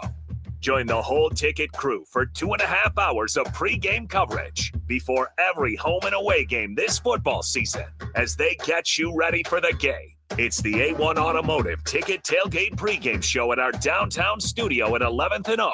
Sponsored by Select Plumbing, Raising Cane's, Wall to Wall Wine and Spirits, Elway Power Sports of Lincoln, Currency, and the Kindler Hotel. Anderson Ford in Lincoln has 2 convenient locations, which means 2 times the customer service, 2 times the inventory, and 2 times the ability to get you in the car of your dreams. Whether you visit us on the north side or the south side, you'll find more selection and a team that's always on your side. When you're looking for a better way to buy your next Ford, visit Anderson Ford in Lincoln, where exceptional service meets unbeatable selection. Mike, I've been thinking our house could really use a makeover. How about new siding? I've been thinking the same thing. Have you heard of James Hardy? Yes. Sarah down the street had Roofing Service Company install James Hardy siding on their home, and they love it. Roofing Service Company does have great reviews. They took her through the design process and made everything super easy. Roofing Service Company offers expert design and installation. Couple that with James Hardy's durable products and variety of colors, you and your family will love your exterior remodel. Just visit roofingservicecompany.com. That's roofingservicecompany.com. Rosie's Sports Bar and Grill, open for lunch and dinner at 1501 Center Park Road, just south of 14th and Highway 2. Have you been injured in an accident and don't know where to turn? You need an attorney you can trust to handle your case with professionalism and compassion. The attorneys at Liberty Law Group understand that a call to an attorney is a call for help. If you've been injured, we want to help you. Liberty Law's experienced attorneys are committed to the pursuit of justice for those injured. Call Liberty Law Group and find out how we can help get you the compensation you deserve. Call 877-42-LIBERTY. 877-42-LIBERTY. Liberty Law Group. Trial attorneys you can trust. Are you ready for a new opportunity? Check out Sandhills Global. Join a dynamic team where your skills are valued and your career can soar. We offer full-time positions with a 4.5-day work week, competitive pay, excellent benefits, and a positive work environment. From IT and marketing to sales and finance, we're looking for talented individuals just like you. Apply today at sandhills.jobs and take the first step towards an exciting future. That's sandhills.jobs. Don't wait, apply now. Start your Sundays off right with Jeff and Nicole Essink on Fitness Fanatics. Jeff and Nicole discuss health and wellness, how to achieve fitness goals, and more through the life of gym owners and gym goers. It's Fitness Fanatics from 9 to 11 a.m. on Sundays on 93.7 The Ticket and theticketfm.com. Hi, it's Charlie Stone and Andy Goodyear of Honda of Lincoln with more exciting news for area car buyers. Charlie, it's just announced that Honda of Lincoln has won 3 of the Lincoln Journal-Star's Lincoln Choice Awards: Best New Car Dealer, Best Auto Repair, and Best Place to Get Your Oil Changed. Wow, that's great, Andy. Anything else? Yes, we were runner-up for Best Pre-Owned Dealer, and best tire dealer. A lot of people don't understand that we do sell tires here. Very exciting, Andy. Why do you think your dealership is winning so many awards? Charlie, we simply say it's the Honda of Lincoln way of doing business. Looks like Honda of Lincoln is the great news headquarters for Lincoln. Yes, and even all of Nebraska, we are also announcing that Honda of Lincoln's the only dealer in the state of Nebraska to win the prestigious Honda President's Award for 2024. Honda of Lincoln, Nebraska's #1 volume Honda dealer, 27th and Yankee Hill Road, or online at hondaoflincoln.com. 93.7 The Ticket, Fox, KFXL weather. Brought to you by Bryant Air Conditioning, Heating, Electrical, and Plumbing. The Lincoln forecast for today, patchy fog this morning. Otherwise, we'll see partly sunny skies with light winds. An afternoon high around 82. Tonight, a slight chance of showers and storms. Otherwise, partly cloudy skies, a low around 63. And tomorrow, showers and thunderstorms likely throughout the day. Behind your 76. I'm meteorologist Kyle Fletcher, 93.7 The Ticket, ticketfm.com. Back to old school with Foreman and Oerman on 93.7 The Ticket and theticketfm.com. One final segment of Old School for the week. Appreciate everyone tuning in. Hopefully you are on your way home to consume, as DP said, all of the football. That is DP. I'm Austin Oerman. Plenty still to get to in the realm of college football going on right now. CBS Sports Net, early second quarter. Our nation's Army 7, Tarleton State 3. So we'll be monitoring. Game, of course, in West Point, as you mentioned, DP. But barn burner to start the day tomorrow. Number 1, Texas, on the road at number 2/number 3, Ohio State. It is the homestanding Buckeyes who are favored. Wildly fascinating game, great for the sport of college football, and of course, a rematch of the Final Four from last year. And the only advantage I can say, if you talk about it, it's Ohio State's experience, and they're at home. Texas had to take an extra day, and when I tell you that day's travel takes from it, especially in Columbus, because it's Columbus. Yeah, it's Columbus, which is a great downtown, by the way. As a matter of fact, I like downtown more than I like campus. What is the major city, the number 1 city in Ohio? Cleveland. No. Yeah, Cleveland. You think it's Cleveland? Cleveland, because Cincinnati is so much Kentucky. It's way too much Kentucky, as a matter of fact. It's right across the bridge. Yeah, and it's too much. Austin. It's a lot. It's a lot of Kentucky. How far behind Cleveland then is Columbus? Or Dayton, for that matter. Dayton, no. Dayton is just gray and brown clouds. Perfect for the first 4. Yeah. I feel like I need to get out there for that, just to say I went. like they have good intention, but everything's gray and brown. Like your quintessential Rust Belt. Yeah, you just feel like y'all are going through some stuff. Y'all are going through things. Columbus at least has the college town. They have major league sports. So that kind of pushes them a little bit in that the hockey aspect of it. If Cincinnati had the NHL Blue Jackets, then they would move up. Cleveland, in spite of the fact that it doesn't have it, but it has enough of NBA, the other, right? NFL. Right? Cincinnati doesn't have NBA. They couldn't hold water, right? So I think Cleveland, because of that, plus the Rock and Roll Hall of Fame, that certainly matters. Sure. And real fans. Columbus feels, if you were in downtown Columbus, it feels a bit Lincolnish. Cleveland feels more Omaha. Lincoln feels more Columbus. Yeah. Like the college town aspect of it, plus the minor league Clippers who were there for a long run. Yeah. The Yankee flavor kind of flowed into it a little bit. So that's where I would put Cleveland at the top of the pecking. Sounds good to me. May I interest you in Northwestern Tulane as background filler, with Tulane 4.5-point home favorites? Another hidden gem. Go to New Orleans and go to Tulane, because you can get a good seat. The stadium is easy to get to. That is also a student body that likes to put in work. That's They are in New Orleans, New after Orleans, all. and without the pressure of LSU, right? Sure. Without the pressure of LSU, just ask Troy Dannon about Tulane. Yeah. We have Alabama at Florida State from Doak Campbell tomorrow. South Dakota, a top 5 team in the FCS, goes to Iowa State, fresh off Dublin. Just a week later, that one I think is going to be worth monitoring. How does Iowa State respond? Montana State, I believe last year's FCS runner-up, goes to a reloading Oregon team. Might be worth keeping your eye on as we scroll down throughout the day. UTSA A&M, line's pretty big. I might take the Roadrunners to at least cover in that one. And then, of course, the nightcap, LSU Clemson, I think, is going to be fascinating. Georgia State, Ole Miss, maybe. What else do we have throughout the night? Oh, here's one. Late night football DP. 4 pretty good ones, actually. Cal at Oregon State, Hawaii at Arizona, Colorado State at Washington, and Utah at UCLA. Fire up the old Pac-12 rivalry. Can I tell you that's my favorite pocket of the weekend? That late night Saturday? Those 3 of those games I'm going to be fully engaged in. Right? Fully engaged in. Colorado State, Washington is always fun. Shout out Dave Turcotte who's going to that game. Nice. He's going to Seattle for that one. Utah, this is an announcement game for them to verify and confirm, but it's kind of that word again, expectation. And the Utah expectations have been pretty loud, so they're going to have to deal with that. They're either going to set folks on fire or they're going to shut them up. Hawaii and Arizona. Hawaii, of course, becomes intriguing. Arizona has the potential. And then Cal and Oregon State. I'm with that.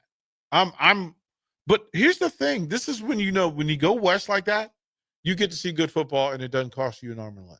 Mm-hmm. Of all those games, the top ticket's $29. Woo. For the best game. Yeah. But still. Yeah. $30 a person, you are in the door. We mentioned the Sunday games, Virginia Tech, South Carolina, and Notre Dame, Miami. And then Monday, TCU visits Chapel Hill. Hoodie's first game as a college head coach. We're all watching.